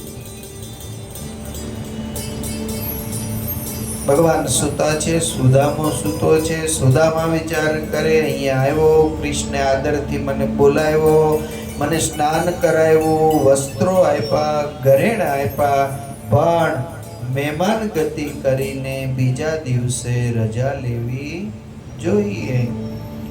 કાલે મારે કૃષ્ણને કહેવું છે કે હું હવે સુદામાપુરી જાઉં. અને જો ભૂલથી પણ કૃષ્ણ એમ કહે કે સુદામા આવ્યો છો તો રોકાઈ જા, તો પછી જોડી અહીં ટીંગાડી દેવી છે. 15 દિવસના ધામા નાખવા છે, પછી કઈ ત્યાં સુદામાપુરી કામ નથી કઈ. અહીંયા કૃષ્ણ સુતા સુતા વિચાર કરે, સુદામો આવ્યો, મેં આદર ને પ્રેમ આપ્યો, અહીંયાથી મેં સુદામાને ઘણું આપ્યું. કાલે સુદામો રજા માંગે તો એને વહેલા વિદાય આપવી છે. સવારનો સમય થયો, જાગ્યા છે, સ્નાન વિધિથી પરવારી, ભોજન થયું, નાસ્તા પાણી થયા. સુદામાએ કહ્યું, કૃષ્ણ હું આવ્યો, મિત્રતાના દાવે તે મને આદર આપ્યો અને હવે હું જાઉં. હા સુદામા, પણ હવે જ્યારે આવો ને ત્યારે સમય લઈને આવજે, એકલો ના આવતો, બાળકોને અને પત્નીને લઈને આવજે. અને જો સુદામા 15 દિવસ મહિનો તારે જેટલું રોકાવું હોય એટલું રોકાજે. અત્યારે તો તું ઉતાવળમાં આવ્યો અને જવાની વાત કરે છે, પણ હવે આવ ત્યારે સમય લઈને આવજે. સુદામો મનોમન વિચાર કરે, મારી પાસે તો સમય ही समय है, મારે કઈ કામ જ નથી ન્યાજે. પણ તારે અહીં નો જ રાખવો હોય ને વિદાય કરી દેવો હોય તો મારે પણ અહીંયા રહેવું નથી. સુદામો જવા માટે તૈયાર થયો છે. 2 ડગલા સુદામાજી આગળ જ્યાં વધે ને ત્યાં ભગવાન કૃષ્ણે કહ્યું, રૂકમિણી, આ સુદામો આવ્યો ત્યારે એને ઓલું ધોતિયું પહેરેલું હતું, એના ખભા ઉપર ઉત્તરીય ખેસ હતો, એ ખેસ ને ધોતિયું ક્યાં? રૂકમિણી કે તો ધોઈને સૂકવીને ઘડી વાળીને મેં મૂકી રાખ્યું છે, લાવ લાવ લાવ. રૂકમિણીજી લઈ આવ્યા, સુદામાને આપીને કે લે સુદામા, આ તારું ધોતિયું, આ તારો ખેસ, આ પિતાંબર મારું છે. હવે પિતાંબર માગી જ લીધું ભગવાન કૃષ્ણે, તો પછી પહેરી તો રખાય નહીં. ઈ સુદામાએ એનો એ ધોતિયું પહેર્યું. દાગીના પહેર્યાતા એ સુદામાએ વગર માગે આપી દીધા. ઈ કે કાપડ માગી લે, કપડું તો હોનું થોડું રખાય. માગ્યા વગરનું જેટલું કૃષ્ણે આપ્યું હતું એ બધું જ આપી દીધું. આવ્યો સુદામા, જેવી સ્થિતિમાં હતો એવી સ્થિતિમાં સુદામો ચાલતો થયો. દ્વારકાધીશ એની પાછળ વિદાય આપી રહ્યા છે. સુદામા આવજે, વહેલો આવજે, સમય લઈને આવજે, બાળકોને લઈને આવજે. અને સુદામાપુરી દ્વારિકાથી સુદામાપુરી તરફ ચાલતો થયો છે. કાગ કે ઘણા દિવ્યા એ વિદાય દીવી પ્રેરે. કાગ કે ઘણા દિવ્યા વિદાય દીવી પ્રેરે. મુરારી પાસે કાઈ નો માગ્યું રે. ધન ધન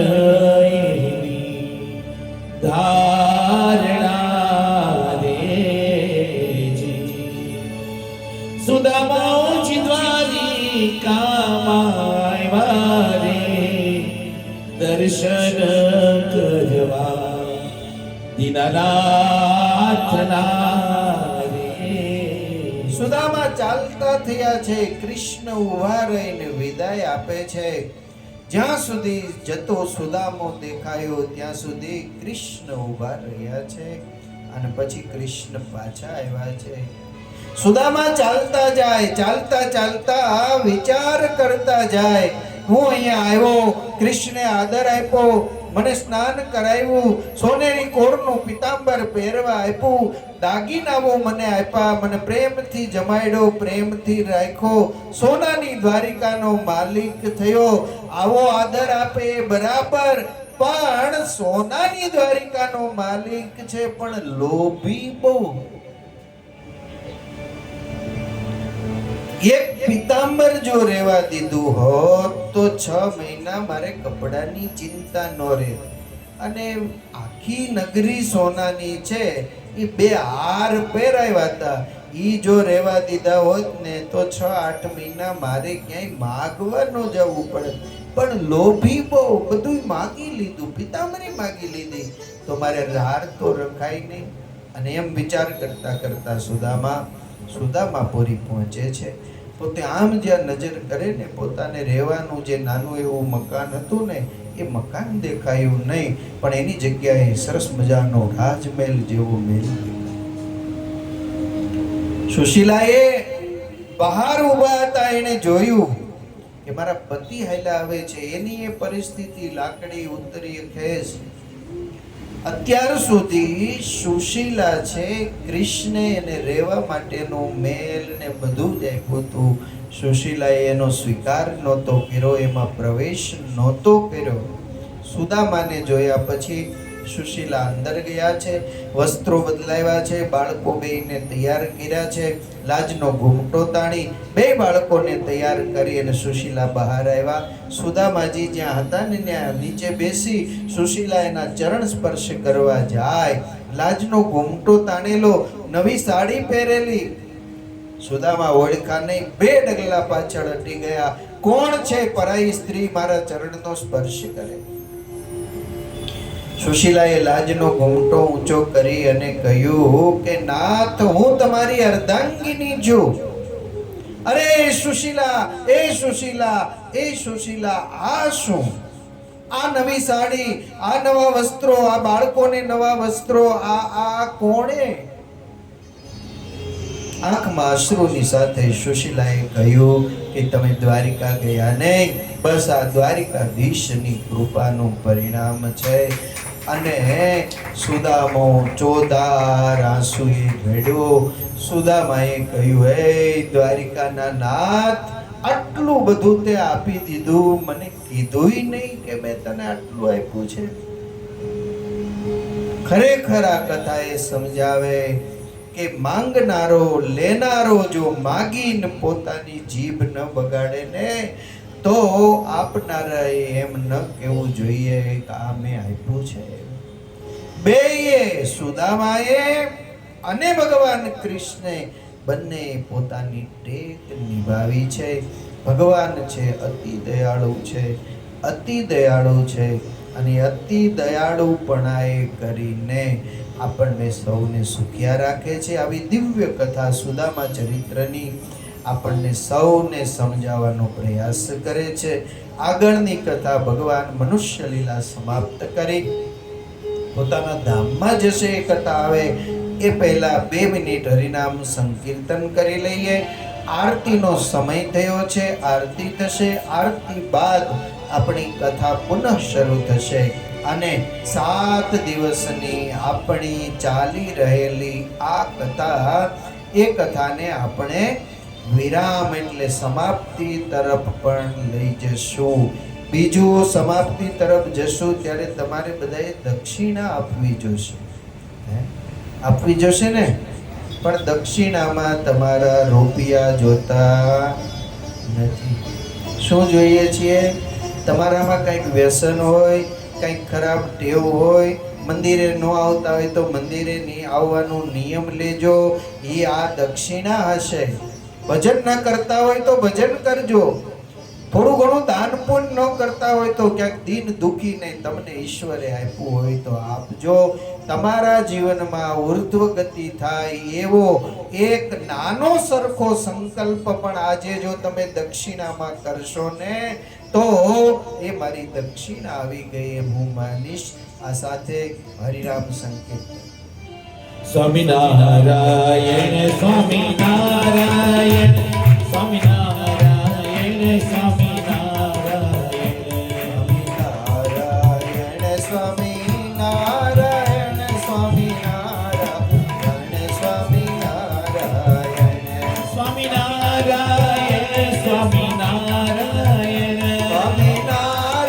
સ્વામિનારાયણ સ્વામિનારાયણ સ્વામિનારાયણ સ્વામિનારાયણ સ્વામિનારાયણ સ્વામિનારાયણ